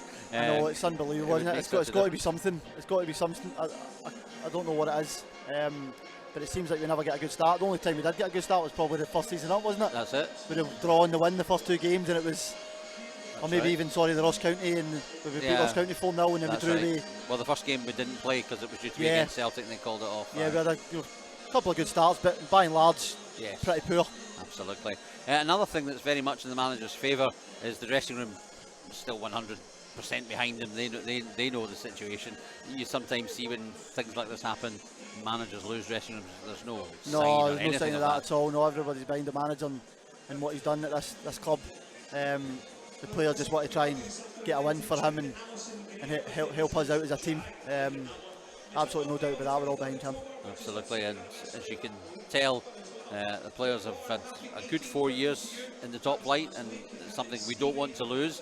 It makes an extra determination. We don't want to go back to that championship. We've seen how horrible a league it is to get out of. Some big teams are struggling in it already. Inverness, who went down last year, struggling. It's a horrible league, but this is a squad good enough to play in the Premier League. But they've got to prove it. That's what the club has worked hard for over the years, all the years in the first division, working hard to come up to this league and play in this league and stay in this league. So we certainly don't want to lose that. You know, we've shown a good account of ourselves in the 4 seasons up here. We've always progressed and get better and better. The start of this season obviously has been poor. We've slipped down, but that doesn't mean we can't turn that around. It's very important that we attack at the start of the second half, as you've said, and we've sort of touched on potential formation changes. It definitely looks as though there'll be no personnel changes. So if we're a gambling man, what are we doing? I want you to take out your 40 hard-earned shekels that you've got in your pocket and tell me, are we starting with 3 at the back, 4 at the back, or exactly the same formation? I think it'll be the exact same now. And when he changed it, I think we'll go to a 4-4-2. I think we'll go to 4-4-2 and take off maybe one of the midfield players and put on Doolan and keep Doolan and Salmon on there. And then later on Salmon off for Story. I think that's what it'll be. Okay. Probably be nothing like that, but and we'll Blair see. Spittle, where does he come in? Blair Spittle will come on for either Erskine or Lawless later on one of the wings. Interesting. We'll see if your managerial skills are up to it or not. That's a good test. If that doesn't happen, that's what should have happened. And if it doesn't happen and we win, then the manager was right. 100%. Manager's always right. Well, the teams are emerging back onto the pitch. Dundee are strolling on. Thistle got a purpose about them. They're running on. Well, some of them are running on. Some of them look a bit tired. I remember the days when I was young. They used to sprint out. Look, it's a little bit more of a jog. So Chris Erskine leads Thistle out for the second half. The first 45 has come and gone. The lead is Dundee's by 1-0, an early strike from their very impressive pacey striker in the shape of AJ Leach-Smith, who headed home from a Kevin Holt drive across the face after Danny Devine had cleared off the goal line. Thomas Cherney then came to Thistle's rescue after getting himself a yellow card, and lucky only to be a yellow card for bringing down Leach-Smith in the box. A penalty given. Leach-Smith took the penalty. Cherney's big foot saving the day. So we're about to kick off the second half, and Thistle ready to rock and roll, now attacking the south end of the ground. Let's have a look. Are we seeing any change in formation? Well, we're doing exactly what Dundee did, except going the other way. Yeah, no, I think it'll just be just the start of this half. Just try and get it forward. Does it look like a 3 to you, or is that just from kick-off? I think that's just for kick-off. All right, okay. We'll see what it is very shortly. What the formation is. I'm maybe thinking 3. But back to Barton from the centre, who will launch it forward. Salmon and McGinn are the 2 going forward, but goes over the head of everyone and out of play for I think you might be right, Michael. Yep, Stevie Law is playing left wing back. Yep, it's gone to 3 at the back. McGinn right wing back. Barton's going to sit in front. Or is it a 3-4-3? No, 3-4-1-2. Yeah. Is Edwards going to sit behind Salmon and Erskine? Yeah, Erskine looks up front, doesn't he? Yeah. Yeah. So new one for Stevie Law, is this? I know he's played it once before, was it? Has McGinn gone back to right back now? I don't know. No, Stevie's far too deep to be forward, isn't he? Yeah, 4-4-2. No, Stevie looks like he's playing at the back there, doesn't he? 5 at the back. Yeah, it does definitely look the ball's against. Yeah, I didn't anticipate Lawless going into that role. But again, it's I probably not I thought Barton back and Turnbull at left wing back. Yeah. But, interesting. Anyway, so this will go 3 at the back, and it's. I think we're looking at a 3-4-1-2 or a 3-5-2. It's difficult to say whether Edwards is going to just sort of sit behind the strikers or whether he's going to just join in the middle of the park. Barton's certainly playing a bit deeper. Yeah, definitely a change of formation. Yeah, try to match up against Dundee and see if we can outfight them. Yeah, first of all a foul there as O'Day gets 2 hands in the back of Salmon, so Thistle have a free kick 10 yards inside the Dundee half, and it's going to be Niall Keown who's going to take it. I think Turnbull will be happier playing in the 3. Yeah, much more comfortable. Can get up against a striker and try and dominate him with physicality. It's going to be Niall Keown to play the ball. No Thistle player in the box. Dundee's line is just in front. It's a long ball though, trying to corner Salmon, but he just loses out, and once again the loose ball is Dundee's, but it's played straight to Lawless. Left-footed, plays it into the box. Erskine misses it, and it almost fell for McGinn. Edwards will pick up the loose ball, but he's a long way from goal. Tries to take on his man, gets the better of him, slips on the ball, and eventually it's played back off Edwards. That's unlucky, and it goes out of play for a Dundee throw, and Ryan Edwards has to take second best in that particular battle. Yeah, I think it just flicked off his foot there as he was trying to turn away for Paul McGowan. Throw in deep inside Dundee's own half. So it is right on the edge of their own penalty area. Played forward. Thistle players leaving it. Eventually flicked on. Salmon tries to get a touch on it. Doesn't do so. Barton launches it forward. Salmon once again tries to get the better of O'Day, but it's played back to Scott Bain, who launches it forward up towards the impressive player of Curran, who I must say, the first time I've seen him, and yeah, he looks very confident, good. doesn't he? Yeah, looks very, very good. But he's forced to go backwards this time. Hendry touches it back to Scott Bain, who unfortunately doesn't slip, and the ball goes back out on the left-hand side to O'Day. A lot of space to drive here. And he's continuing to go. Runs away from Connor Salmon, touches it, and he's still there, and he gets the return pass, and he can swing at him with his left foot, but well defended, and this will get concede a throw in, but Andy McCarthy made sure that ball wasn't being moved anymore. Yeah, covered him well. Sub for Dundee, I think, is it? Yeah, I think there's a Dundee sub coming up here. It's Paul McGowan going off. Rory Deacon, I wonder if that must be injury related. Yeah, Paul McGowan seems having a good game. He's about everywhere. He's not one for usually to come off, is he? So I think it's got to be an injury of some sort. Yeah, I think it's unexpected because, as you can see, Deacon's not even ready to come on, and that's a good time-wasting tactic from the visitors. And I think the referee will not be overly impressed with this, but on comes Deacon. He's got a bit of pace to burn. I've been quite impressed with a couple of games I saw against Dundee United at the start of the season. I thought he looked a very pacey player. Yeah. So I don't know if that again will necessitate, maybe in response to Thistle's change, they maybe done something. No, I don't think they would Just take. a I don't think they would take him off. They didn't need to. Anyway, they try to get the ball down the left hand side. Well paced, good cross into the box. That's Musa again, does get a header on it. Thistle do deal with it, and eventually Lawless heads it out to 25 yards out. Deacon gets his first touch of the ball. Looks to spray it about. Gets it going to Spence. Spence tries to find Curran. That's a great ball. Curran up against Lawless, and again the bounce of the ball favours Dundee. Back to Jack Leach-Smith. A shot comes off a hand, but nothing given. It was, I think it was one of those where he put his hands up to block where your hands naturally would be. Yeah, I know. So Yeah, I think it's just the side of his body, but his hands are by his side. Thistle on the break. Yeah, Erskine and McCarthy in the wrong wavelength. I don't know if that was actually a good ball. No, it's Danny Devine, and he's done well. I think maybe if it was Andrew Dallas refereeing the game, he might have given a penalty. No, can't give a handball for that. No, you can't give for that. Andrew Dallas might have done, because he gave against Danny at Tynecastle last year. Andrew Dallas got the Hearts Hibs game on Wednesday night. Gee, me, what an appointment that is. That's a disaster waiting to happen. Anyway, Dundee feels they might have had a penalty, but that's intercepted by Turnbull as they come forward again, and Thistle get the throw in. There's Lawless. Oh, that's Thistle's ball. Dearie me. Between the two officials, surely one of them can see a Dundee player's kick that straight out the park. Yeah, just tackled out of the park. Should be a Thistle throw in. So Dundee have the throw in, and Thistle not unexpectedly having a right good moan at that as the throw in's taken quickly.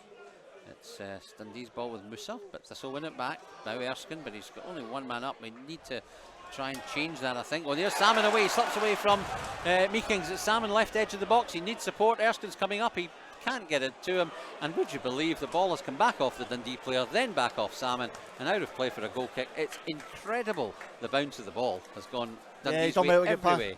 Done well to get past the first defender, and he's diving in the box. Just like him to commit there, wouldn't you? Just to run and have a shot. Try to take him down outside and it's bounced back off him for a Dundee goal kick. I suspect things will change very soon. I don't think it'll go on much longer. Here's Lawless and a bit of space, gives it to Turnbull, left-footed, launches it up to Edwards. Edwards wants to bring that down and give it to Salmon, and it's, well, I was going to say luckily come for Salmon, but he's maybe not quite got the pace, and I think maybe that's a sign that it's time to change that striking position. As McCarthy picks it up in the middle of the park and he's now gliding forward, gives it to Erskine, maybe a bit pacey. Erskine tries to chip it forward, tries to win it back, and again the break of the ball is Dundee's. It's not going Thistle's way at all. It's not his day now, is it? Chris Erskine and Divon's just gone wrong. Breaking down for him, isn't it? Ball's played back to Cherny, left-footed. He goes long up towards McGinn at the halfway line. It's a Dundee head that knocks it on though, so Thistle overthrown right in front of our own dugout. I'm expecting changes soon. Let's see if we can get that, and I think Salmon's day will be done soon as McCarthy picks it up. He's not done much wrong, McCarthy. He's maybe not quite as a massive hit of this. Another slip. It's incredible.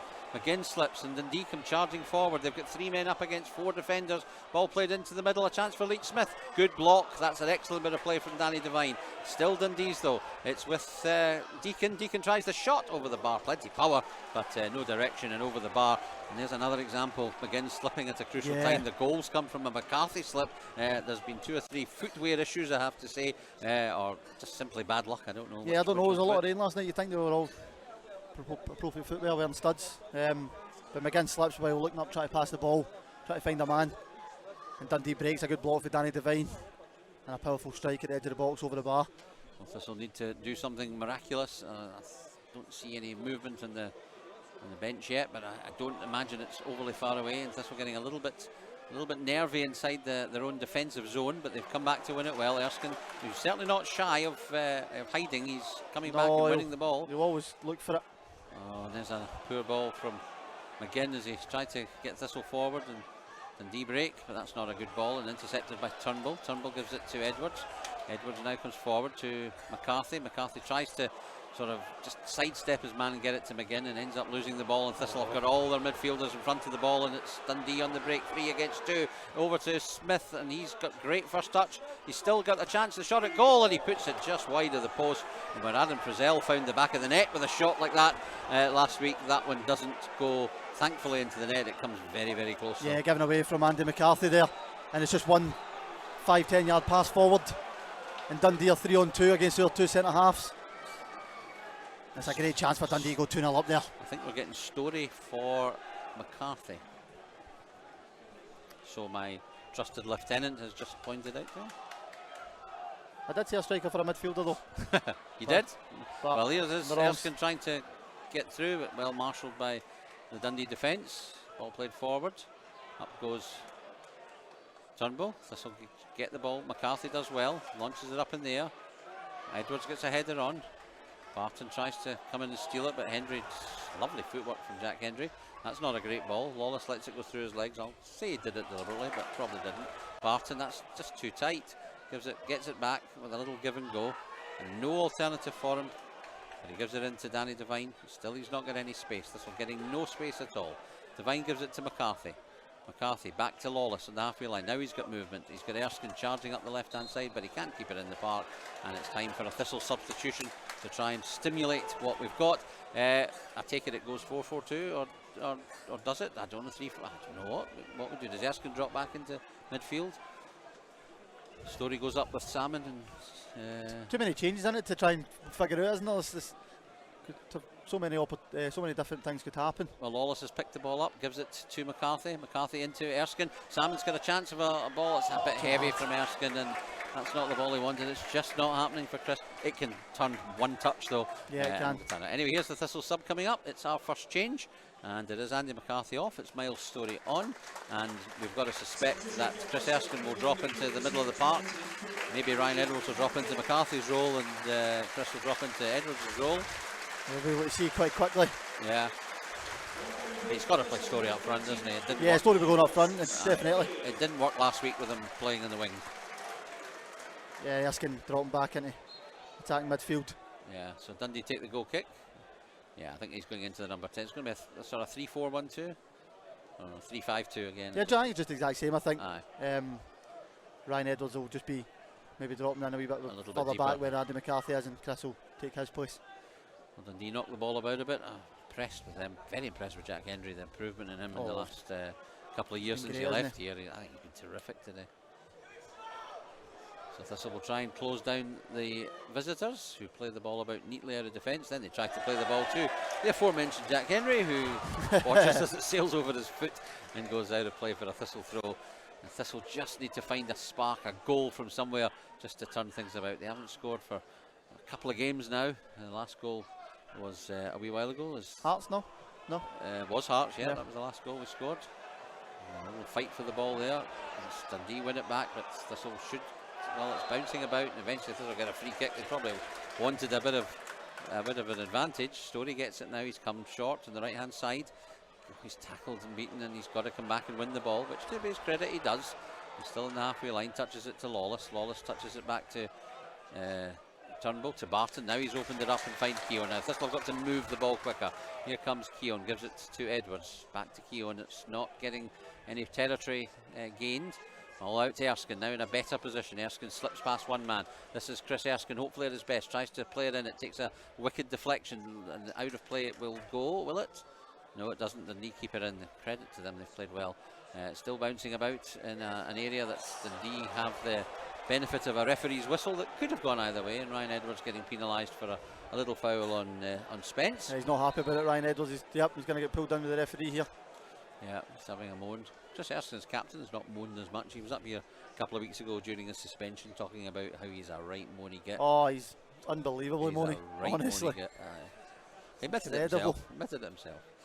Maybe being captain, he's not going to moan so much today. I don't know. He's certainly frustrated. Such a nice guy off the park as well, and he gets very moany on it. Yeah, he's frustrated, I'm sure, with the way things are going with his own performance. There's a foul given on Musa by now Keown. That was one of the ones that you could give either way, isn't it? But it goes Dundee's favour. I don't think much in that there. Two of them are fighting for the ball.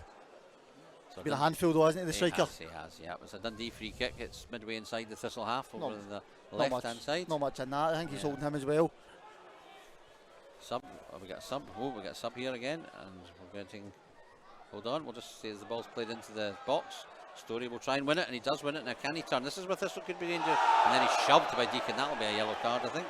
We're going to have Blair Spittle on for Chris Erskine, and I think there is a yellow card out for Rory Deacon. I can't say that with this Spittle on for Erskine is any great surprise. It's not been Chris's day Chris at all. not a good game at all. I think the manager says when you get with Chris Erskine it's Pelly or Smelly, and little doubt what it is today, unfortunately. So free kick to Thistle, and it's just inside the Dundee half. First booking of a Dundee player, Rory Deacon. So this time the ball will be launched into the Dundee penalty area. Is there any challenge? Devine gets a header on it. Nobody at the edge looking of the box. Lawless picks it up. Back heels into the danger zone. Well, a handball given against Salmon. He was maybe being shoved and pushed a little bit, and Thistle have a mump and a moan to referee Ewan Anderson. It definitely hits his hand, but he is being pushed onto it, isn't he? Or does it hit his hand? I'm not even I think he just clipped his hand as it's bouncing up. Yeah, is he being fouled? I don't think it's a foul either way. I think it just should be a play on. I don't think there's much in it. Well, off goes Chris Erskine, and Danny Devine takes on the captain's armband. And this will bring on Blair Spittle. Let's see what we're going to do now. Hopefully he can get us a goal like he's done a few times this season. He has. And it looks as though Spittle's going to just basically play where Erskine was playing, I think.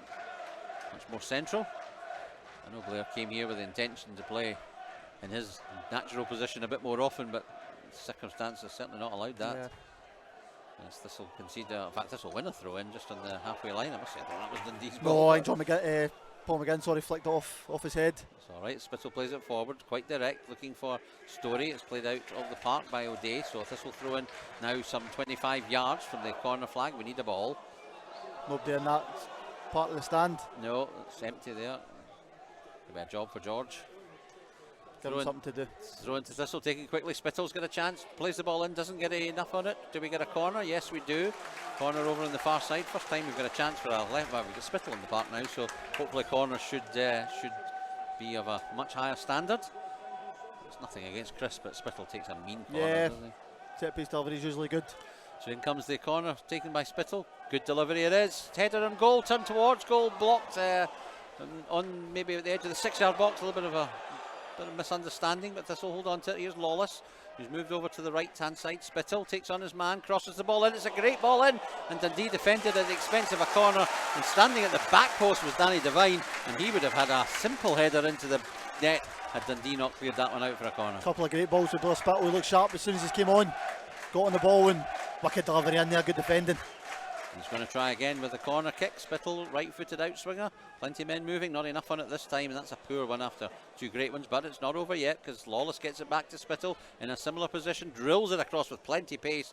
Dundee defend that one and almost get away with the break, but this time Thistle have done enough to win the ball back, and it's Lawless, left-footed, tries to angle the ball in. It's going to break out for a whole host of players battling for it. Barton now doesn't get enough on it, and he's actually looking as though he might just have a little knock, but he's got up. The ball's out of play.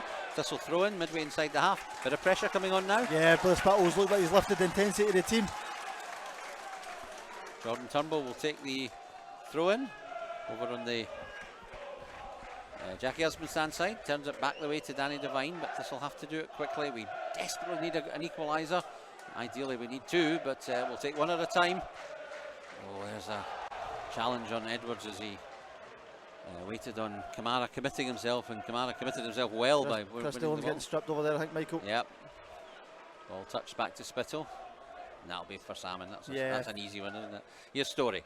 Story brings the ball out and then plays it across to Turnbull, who's got loads of space up the left hand side, and Lawless needs to put more pace in the ball. It comes to Lawless, cuts inside, now wants to still play about with it. Stevie Lawless then chips the ball in. Oh, it's bouncing about, claims for a handball, but I don't think it was. Booted clear and out of play for a Thistle throw in just inside. Doolan for Salmon. We know it's Doolan for Salmon. We knew that one, Stato. We knew that, big man. Come on, we don't need your talk for that. Yeah, he's got sources over there. He gets all the info first hand. Ball played up to Spittle, is in a bit of space again. He's the right side of command, doesn't get enough on it. Will he get it back? Will he get a throw in? Thistle are on the front foot. Yeah, definitely. We've gone 63 minutes here at the Energy Check Stadium at Firhill as Thistle make their third and final substitution as Connor Salmon's day is done, and his replacement will be Chris Doolan. See when Jordan steps in there, Michael, he should make Stephen's mind up for him there with passing it in front of him. They can drive in or put the cross in. It's a lazy ball. And not any pace on it. Yeah, it makes Stephen needs to come back then.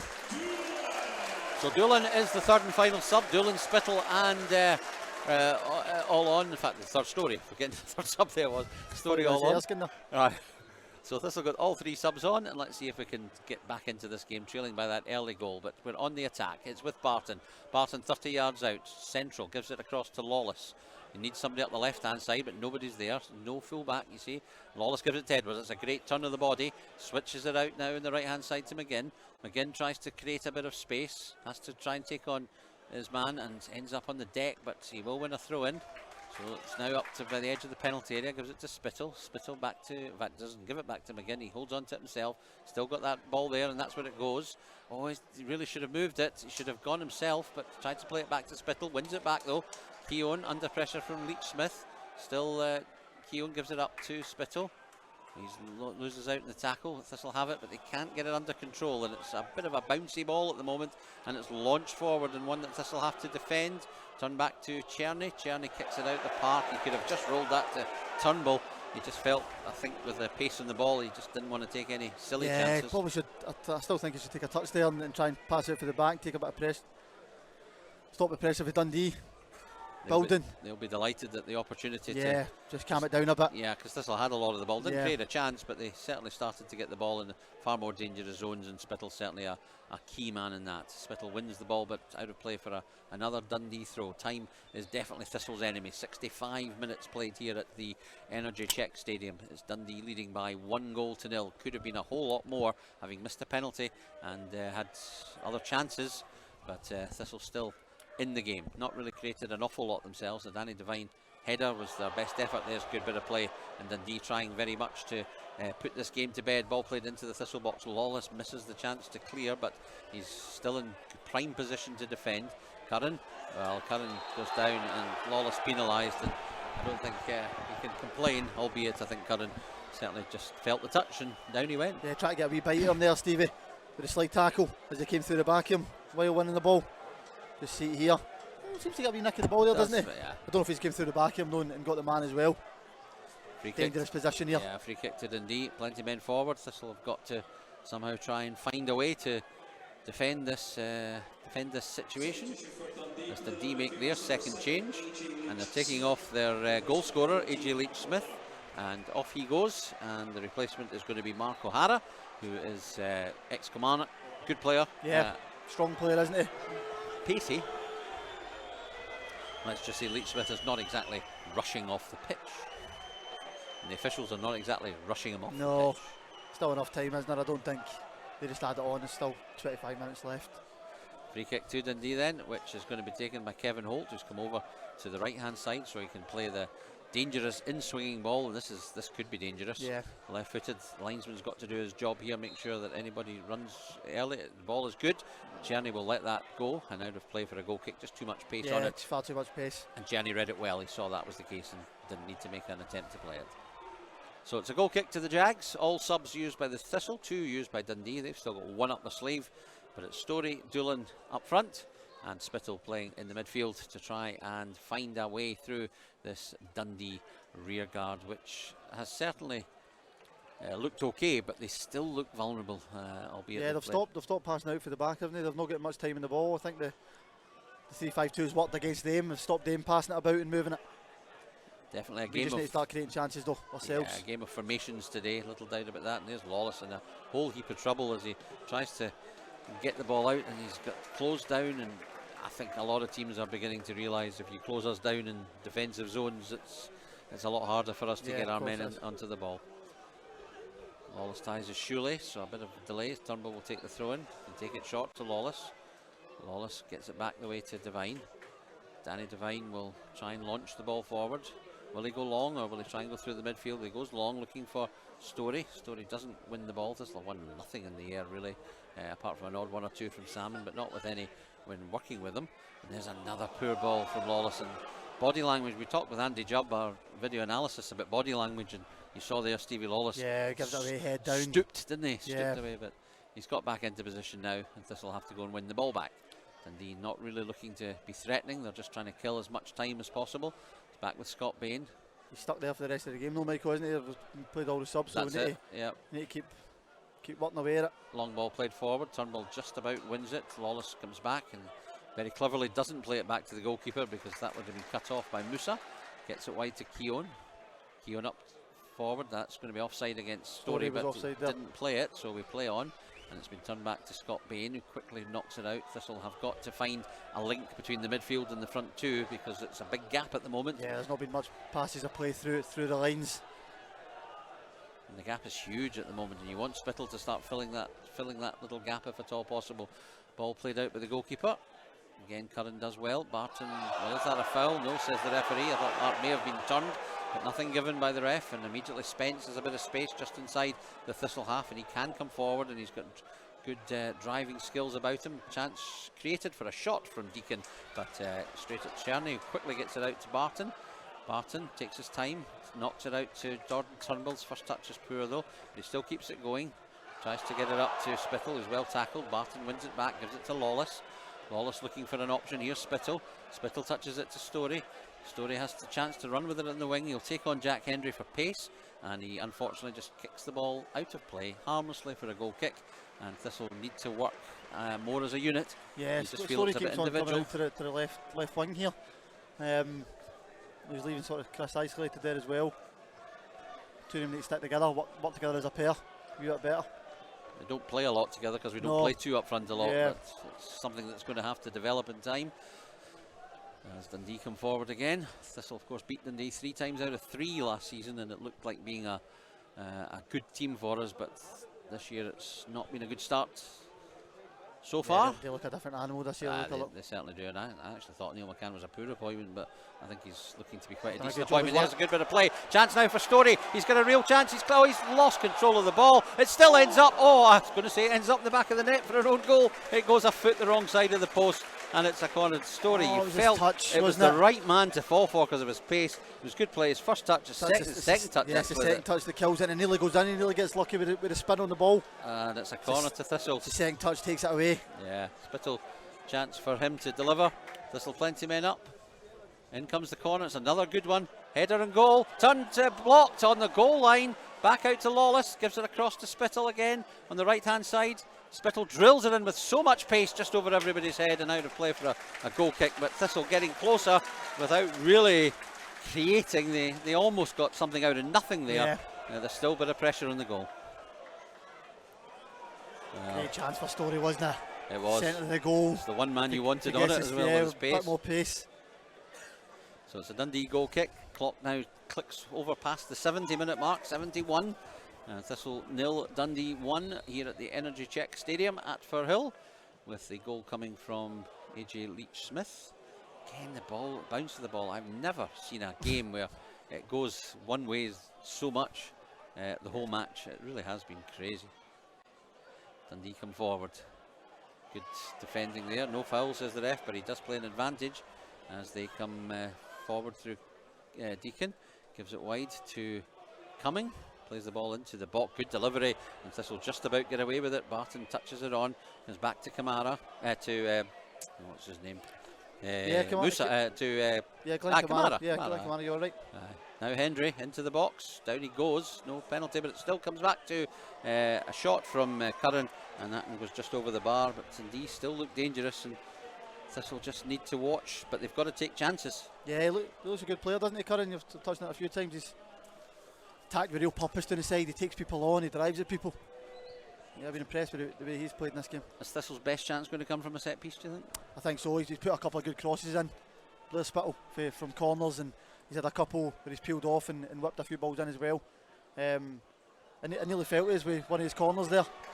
We won the initial header, and it's just no fault. Fault is in the 6-yard box. Foul on Doolan. Another set piece for him again. Thistle a free kick. It's a long way away though. It's in fact played short by Keown to him. We're just at the edge of the centre circle. Plays it forward to McGinn. McGinn's first touch goes backwards to Keown. Back up to Spittle now. Back up the edge of the box. And the ball has to come in with height, but that's a terrible ball into the box. And it hits the stanchions behind the goal. And another opportunity goes a begging. And Dundee still look pretty comfortable, it has to be said, with 17 minutes to go. Yeah, I've not really troubled them with a real bit of play for 5 or 10 minutes, putting them under major pressure. Hopefully it'll come, because we need something here. We really can't afford a loss here. It's balls played up in the air, and Keown Devine just wins it. This will get that ball touched on to Spittle. Nice play from him. Coming up the right hand side now comes Thistle. Cross comes into the box. It might be a bit too deep, and in fact Edwards was coming in at the back post, but it trails out goes out, and why Edwards hasn't gone and got the ball I don't quite understand. But it's quickly turned back to Scott Bain, the Dundee goalkeeper. Miles Storey trying to fire that ball into the danger zone, and Thistle will be desperate. Yeah, again, he's the one crossing, isn't he? Again, he's the one crossing it. One to them in the middle. I just honestly feel he's not got the wing backs today to support that he wants. Nice flick on from Edwards, but not quite finding Spittle. Dundee launch it up towards the edge of the Thistle defence. Devine wins that. Edwards picks it up, knocks it on. Doolan, nice touch from him. Gives it to Spittle, gives it to Storey, and Doolan's in a bit of space, but he can't get the opportunity to get it to him first time. Spittle drills it in, across. It's come back out to the back post. Chance for Thistle, shot comes in, straight at the goalkeeper, spilled. Doolan, it won't fall for him, it does again, it's saved, and in! It's a goal for Ryan Edwards. From close range, he brings Thistle level. We had to look for a bit of luck. We got it with the goalkeeper fumbling the first shot, but Ryan Edwards wasted no time in firing that into the back of the net. His first league goal of the season, the second of the season. Same referee as he scored in his first game. Oh, was it? Yeah. Don't want to get significant. I start to worry about that. It's not a bad strike for Paul McGinn. Yeah, I think the keeper should definitely be catching it, and he spills it. Doolan falls the rebound, and then we get the second rebound with Ryan Edwards tapping in. The goalkeeper will be massively disappointed with that, but what a swing now. Hopefully we can go on and get the win away. I don't know, maybe 15 minutes to go, is it, Michael? Yeah, it was about that. The scorer for Ryan Edwards, he'll be delighted about that. So Thistle level here at the Energy Check Stadium now. We have to be careful. Let's not kid ourselves though. This Dundee team are more than capable of going straight back up the field. Yeah, I and know, but scoring they've not had a major bit of play there in the second half. They've sort of calmed their play down. Hopefully they can't get back into the rhythm. Ball launched up in the air as Thistle defend it. The introduction of Blair Spittle's certainly been massive. Yeah, it's lifted the intensity. They look a lot better with him on the park. Getting involved a lot and putting crosses in the box, and there's a nice pass down the line for Story to start that attack. You wonder just what Dundee will be like under a bit of pressure. The ball is Dundee's, but they're just about hanging on to it. Well played by Kamara, gets it to that man Curran again. We've been very impressed with him, and he's coming, cutting in from the right hand side. Lawless can't keep pace with him. It's played out into the middle to Spence. Spence out to the impressive Holt. Good play from Dundee as it comes to Rory Deacon, their sub.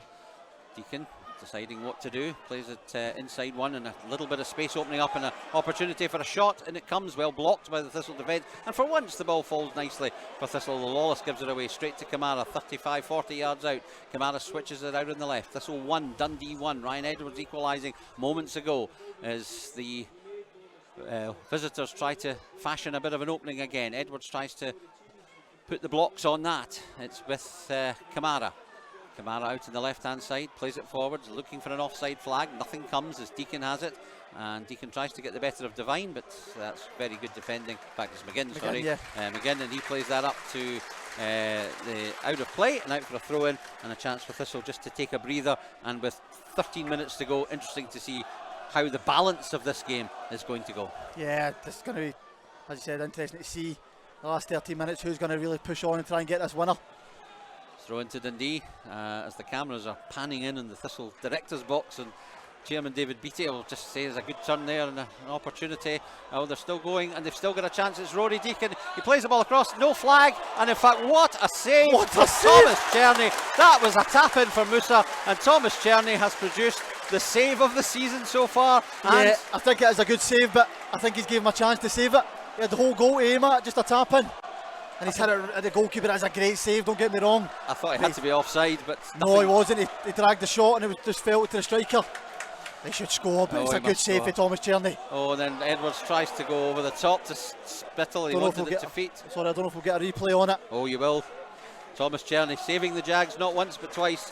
And I think when you're picking your man of the match, Stuart, in a few minutes, you might have a candidate right there. Deacon mishit the ball. Yeah, he gives a great save, but it gives him a chance. He's got probably another 3 or 4 yards to him to his right hand side.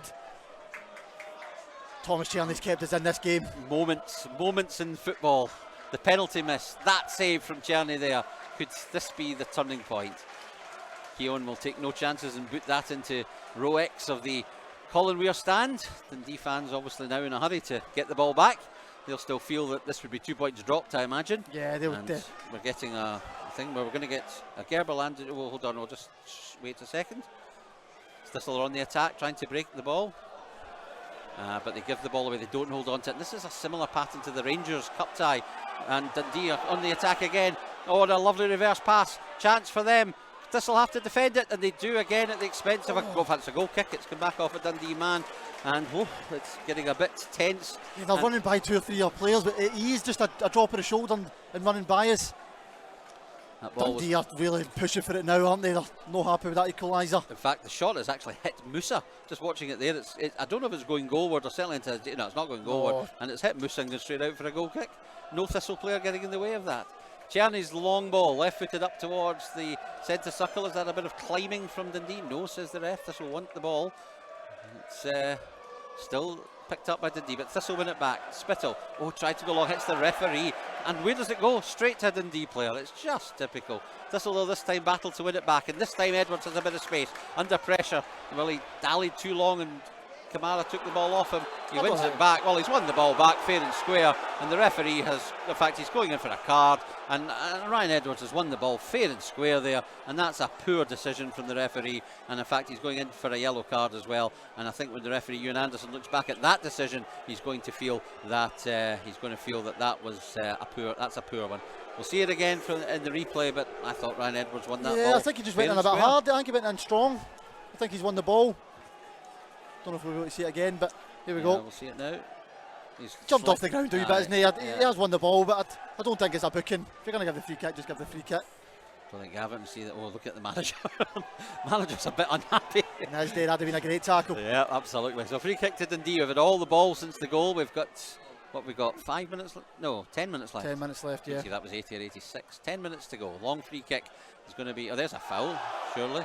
Yeah, push on Stevie Lawless. So Thistle have a free kick 10 yards outside the Thistle penalty area.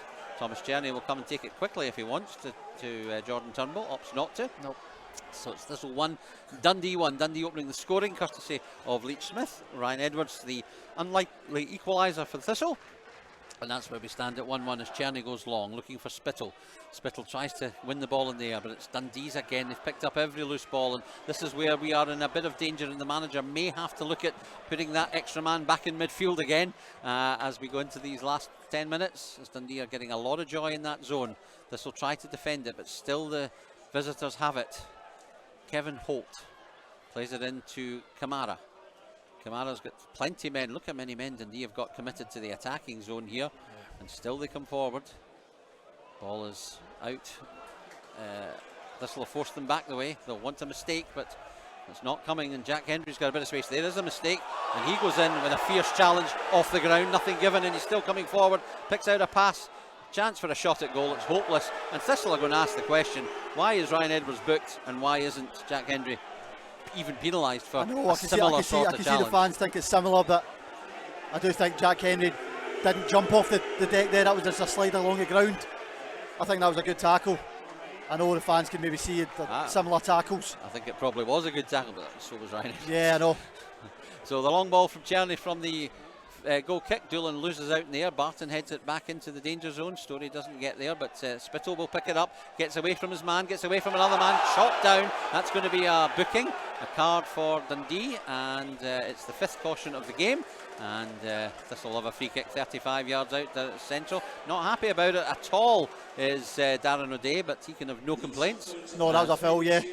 But Spittle gets by him, he's driving towards the central defenders. Free kick about was 35 yards here. Too far for a shot, I think. I think Stevie Lawless is just going to dink it in with his left foot. We've got big men for the backup. Keown, Devine. Dundee are going to take a line right at the edge of the penalty area. If you can time this right, you could put it into an area where the goalkeeper can't get involved. What to do, yep. Yeah. So we'll wait and see what Lawless does with this little free kick. He does exactly that. Dinks it in, headed back. Oh, it almost falls nicely, but where's the break of the ball going? Yep, you've guessed it, Dundee's way. This will get back and defend it though. McGinn does a pretty decent job. Dundee still have plenty of men in attacking position. Long ball looking for Curran. That's a great delivery. That's a fantastic pass. And here's Curran. 2 men in the box. This will need to get men back. Curran will take on Lawless. Lawless beats him up, and then, well, it's still Curran. He's still going, tries a shot, and well, thankfully everyone misses it, I think. He'll be out for a goal kick, is it? Yep. Yeah. Everyone missed it, and Dundee have almost cut us open 3-4 times since this equalised. I've just got a feeling we're going to score, Mike. I really do. But just because it's just one of the games, it's just not happening for Dundee. They just can't get the goal. They should be probably 3-1 up now, 3-1, 4-1, but they're not. And it's I remember it happened to us years ago, the Hibs game. We get domination, Liam Craig fired one in the top corner. Yeah. Hopefully we can reverse that and it can happen for us today. Faisal El Baktui has come onto the pitch to replace Musa, who's been a threat. Yeah, I think they'll be happy with that. The back line Musa's ran them about all game. Baktui is one of those kind of players though that can just do something spectacular. Yeah, after doing a whole lot of nothing. Skillful player. Yeah. Thistle throw in on the halfway line. Time is showing 6 minutes left. It's still 1-1 here at the Energy Check Stadium. Another throw into Thistle. They've gained 20 yards. Up now midway inside the Dundee half. Taken short. Need to try and fashion an opening. They've done no real attacking since the equaliser.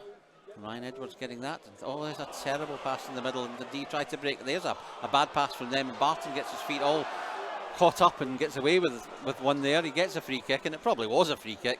Yeah, there's a bit of stupidity from Baktui. He's got to earn himself some trouble here. He's just pushed Niall Keown. This is where you want a rugby kind of situation. You can just march the ball forward 10 yards. Let's see what the referee's going to do about El Baktui. Is he going to speak to Keown as well? Yeah, I think Keown just tried to shove him and push him off the ball to get the ball for the free kick. Baktui wasn't happy and gave him a wee shove back. I don't think it's a booking for either, I'm just a talking. He's calling in Edwards. Is he calling? Oh no, Edwards is coming in to take the free kick. I was wondering what was going on there. But no more, says the ref. No more. Good decision. So free kick to Thistle, which Ryan Edwards is going to take on the halfway line. Everybody's forward this time. Dundee keeping 2 men up. Deacon and Elback 2 are up in attacking zone, so Thistle have to keep the 3 back. Edwards plays it in towards Devine. Devine tries to header it goalwards. It comes back out to Spittle. Spittle can do wonderful things. That shot is blocked by Kamara there. And here's Turnbull. He's got to be very careful. He does very well, Jordan Turnbull. Now don't dally on the ball. Gives it to Lawless. Lawless back to Edwards, and Thistle have rescued a worrying moment. Yeah, well played. Edwards plays the ball up. Story. Oh, I thought he was going to get a hit. Spittle picks up the second ball. Can he feed it wide? Yes, he can. Chance for Thistle. McGinn on the right hand side plays the ball into the box. It's one for Doolan to chase. Good bit of defending and allows Bain to take that without any pressure. 4 minutes left. 1-1. Stuart, man of the match. Thomas Tierney, isn't it? Yeah. You've got to give him it for the penalty save and the crucial save at 1 each when we just get an equaliser. 2-0 you think is probably a bit too much to come back from, so yeah, Thomas Tierney. A fairly unanimous decision. He gets the Gerberland and G man of the match as well, picked by our sponsors. In fact, there's a ball into the box. Chance for Thistle, and it's not quite finding its man. It's taken an age to come down. Ryan Edwards gets it and then lobs it across to McGinn on the right hand side. He's got a chance to play the ball up to Story, who wants it at the edge of the box. Story's on the wide areas. Can he deliver? Can he use a bit of footwork? Can he do something spectacular? Miles Story tries the shot, and it's deflected. Is it deflected? Just slice with his left foot. Slice with his left foot. I couldn't tell if it was a deflection or not. Sorry, those are throw-in. It's a throw-in at right on the corner try and flag. Squeeze them in. So just to confirm, Gerberland and G man of the match is Thomas Tierney, and the Jag Zone man of the match is Thomas Tierney. So Thomas Tierney, unanimous choice today.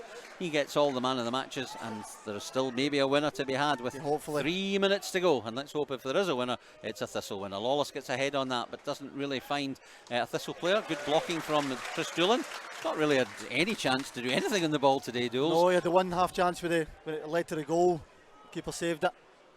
There's not much service, Chris, today. Ball played forward and it goes through 2 Thistle players and reaches the 1 Dundee man. They want a foul, but Deacon's not really, he's moaning too much, and Thistle have to get the ball back quickly to Tierney because there's a bit of closing down, but Tierney left-footed up to the halfway line, and it's one that Turnbull doesn't win, but Devine does, and he's put a high ball up, and what's one that Story could get in. Well, he's run away from the ball. I don't think he'd have got there anyway, but it'd be good to get a wee bit of pressure on him, wouldn't it? Force the goalkeeper into doing that. Yeah, I know, I think it was too high anyway. Probably. But, long ball played from Jack Hendry.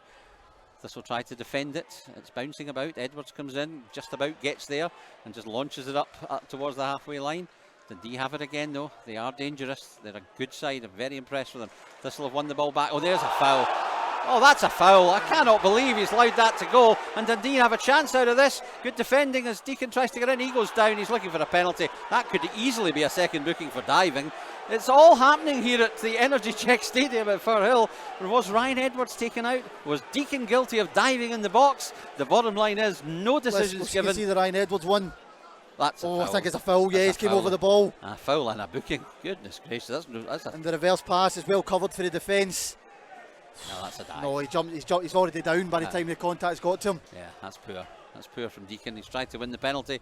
He could easily have found himself off the park, a bit like the Slovakian at Hampden. Ball is in midfield. Edwards gets a header on. Story gets a head into the middle. Spittle looks for Doolan. Doolan goes down far too easily. And indeed turn it back to Scott Bain. The clock says 80 seconds left. I think the best Thistle are going to get out of this game is a draw. But not yet, because Spittle has it. A lot of men around him and not an option in front of him, so he has to do it himself.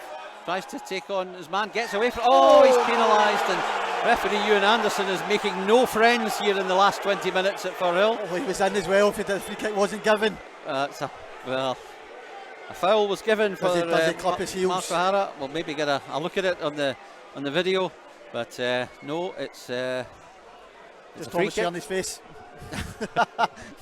It's not pretty, is it? Ball headed on. Thistle just about. Oh, look at this. That's a good foul. Take the booking. That's a good foul. Niall Keown will take the yellow card, and he can have no complaints. But it was one for the team. Yeah. Just got caught up in a tango there. Yeah. Came out the other side and wrong way again. Driving towards goal. The Dundee player, if Niall didn't bring him down there. Free kick, probably about 35 yards out over the far touchline. The clock says we're just about done. We're waiting for Greg Aiken, the fourth official, to put up the board. Stato hasn't told. He usually tells us. He's not got a clue. He's not got a clue. No, he's been okay, but he's let us down in the last minute here. I think Gavin's not produced the goods over on the far side. The clock is now showing 90. Here comes the free kick. It's a decent ball. 3 minutes or 4 minutes. I can't quite see Stato's fingers there. This will head it clear through Keown. Nobody's up front. No, Story's now gone up, so it'll just be launched back into the danger zone. There's a foul again. Referee, you've got to see these things as the ball comes back into the box. Headed up in there by Hendry. It's 3 minutes added time, and then booted clear. Now a chance for Spittle. Counter. It's 3 against 3. If Spittle can get up and Edwards can get up, Spittle plays it out to Story. Doolan's up with him. Spittle coming to join him. It's Story. Spittle coming. It's a terrible pass, but Spittle will still get there. Oh, and his first touch takes it straight out of play for a goal kick, and that perhaps sums up exactly the way it's gone. It was too early, the pass from Story. It was. He's got to wait till the defender either commits to him or he keeps keeps driving going. towards goal, Yeah. And he plays it too early. Spittle does get there anyway, but it's a poor touch from him. So 3 minutes of injury time, of which 1 has been played. Dundee goal kick taken by Scott Bain.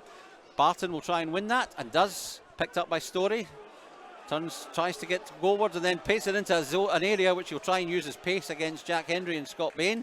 But Bain launches it up. He doesn't think about putting it out of play or anything. Lawless, good touch from him. Inside to Jordan Turnbull over the halfway line. Turnbull's going to take a clatter. He's placed the ball up now. There's no offside flag. It's a chance for Doolan. Can he square it for Story? Story! Yeah!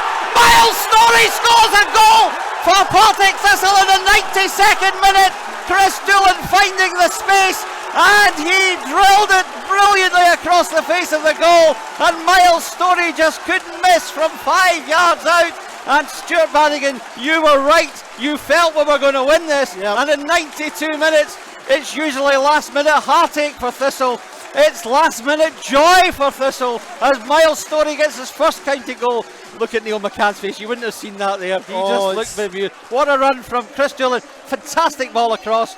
And actually he's put it through the goalkeeper. Any power though there. Yeah, it's in the back of the net. Well, it's only 3 yards out. Oh, I tell you what, that is just such relief. Thistle 2, Dundee 1, 92 minutes. Miles That's Story got to be it, I fires think. it. Although the referee will give them time.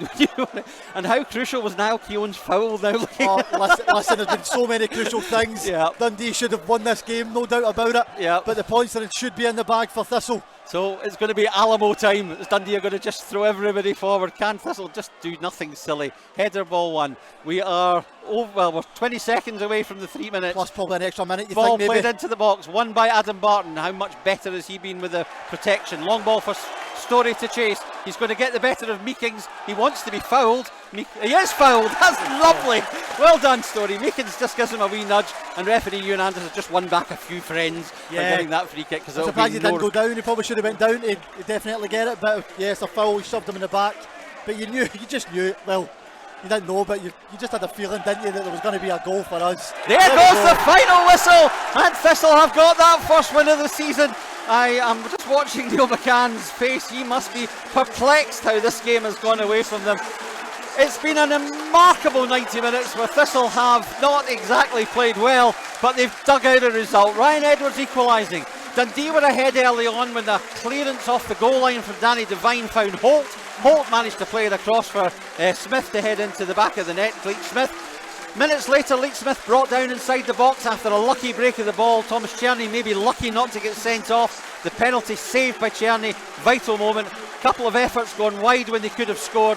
Thistle didn't even look like scoring in the second half until the triple substitution made all the change. Everybody going to Thomas Czerny. Then Thistle get an equaliser. Ryan Edwards forcing the ball home from close range. Dundee get the chance to seal it through Musa. Thomas Czerny makes another wonder save until Miles Story grabs his first Thistle goal in the 92nd minute. Look at Neil McCann, he's shaking his head in disbelief. Stuart Bannigan summed that game up. Listen, we're extremely lucky to come out with the 3 points, don't get me wrong. We're delighted with it. The performance wasn't there, but we showed heart. We never gave in, and we kept going battling towards the end, and we get a wee bit of luck. Thomas Czerny pulled us out a hole with a penalty save and the incredible save at 1 each. And you just had a feeling, didn't you? It was so undeserved, but my God, did we need it. And hopefully that'll bring us back into the pack now, and we can kick on after our first win of the season. You just missed a fan there in the stand giving the Dundee supporters a bit of a gesture. Neil McCann will be absolutely devastated. His team played well. He'll be really happy with the way they played the game. but really disappointed with some of the 2 goals they've conceded. And we now know what the really, if Thistle are in a bad run, Stuart, I'm afraid you're going to be wheeled up into the Jag Zone studio. Whether you're fit or not, you're going to have to come up here and rescue us. It's not been going well. Up you come, and we've got our first victory of the season. Oh, it's a major howler there from Scott Bain, isn't it, for the first goal? It is. Follows it in. But it's a great pass for Chris Doolan for the second goal right across. Story couldn't miss. He never done much, Story, did he? He had probably a poor 20 minutes, but he'll be remembered for that goal, won't he, with the winner. A great moment for the fans there, because they've not had much excitement in the past few weeks. Ryan, it's a huge... Hamilton 1, final score at Dingwall, and what am I looking at? Hamilton leading after 52 minutes, 70-86 for them to get the victory. Anyway, we've just drawn breath here at Energy Check Stadium at Firhill, and we're back on Tuesday night from the Super Seal Stadium in Hamilton when we take on Hamilton, who've lost today. So a massive 3 points for Thistle. We've got the victory, and we can now just go and celebrate. Stuart, a little, I was going to say a little vodka and tonic, but it's more like to be a soda water and a lime, isn't it? I don't know about that. I'm injured there, so I probably could deal with Alan, a few smiles around the Energy Check Stadium at Firhill tonight. It was about getting a win. It may not have been the prettiest, but it's a win. No, I look delighted. We'll take a win any way it comes. Obviously, it's been a long time. I hope that lifts a bit of the pressure. I think you could see the day at times was one team a lot more confident than others in terms of the way we started the match. It went a bit like a basketball game, and when you're down at the bottom, things go against you in the manner. I think young Andy slips for the first goal, the penalty.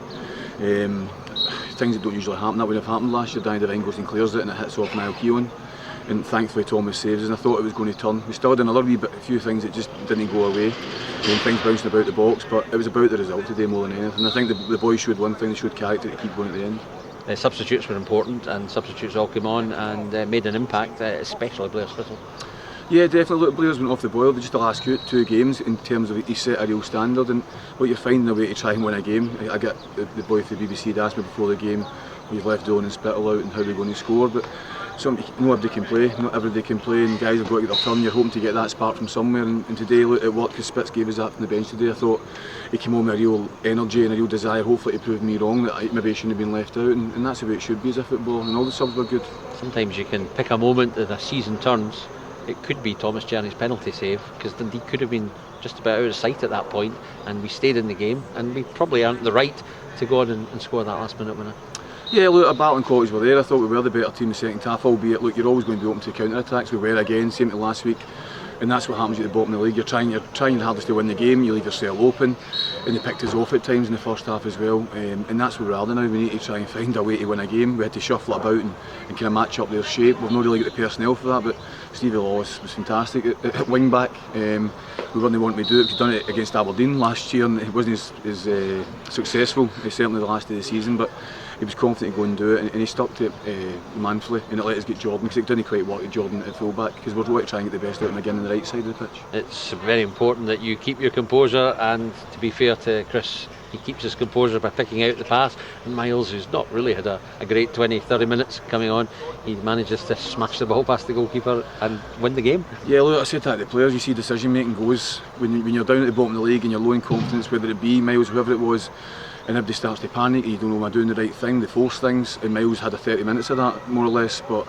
he came up with the goods at the time, and a great assist for Chris Dillon. And as I said to the boys there, the whole squad was good today, and look, I especially mentioned for our fans, I said that to the players, I said, the fans here will stick by you, they did, the noise in the first half was incredible, we just never gave them anything to thank them for first half. So it's 3 points. Obviously it simply is 3 points at the moment, but hopefully it's just a weight off the shoulders and an opportunity now to go out on Tuesday and express ourselves against Hamilton again. Yeah, well, I don't think it'll be a game that you've got to express yourself against Hamilton. It never really is. It's more of a battle and a bit of endeavour, but what it does do, it lifts that tag of the team that's not won this season and all the stats that come with it, so maybe it'll take that little bit of burden off the players, because I think they were starting to feel it. I hope so. A word for Dundee, I thought were an exceptionally good side and far better than I anticipated, and it just shows that this team are capable of mixing it with the very best when they're on their game. Yeah, definitely. Look, Dundee are a good side. They're playing full of confidence. They've got players in positions that they're very good at, and they've got good energy. We knew that we were going to get today. We thought that would be the case, and we went a different shape to try and counter it.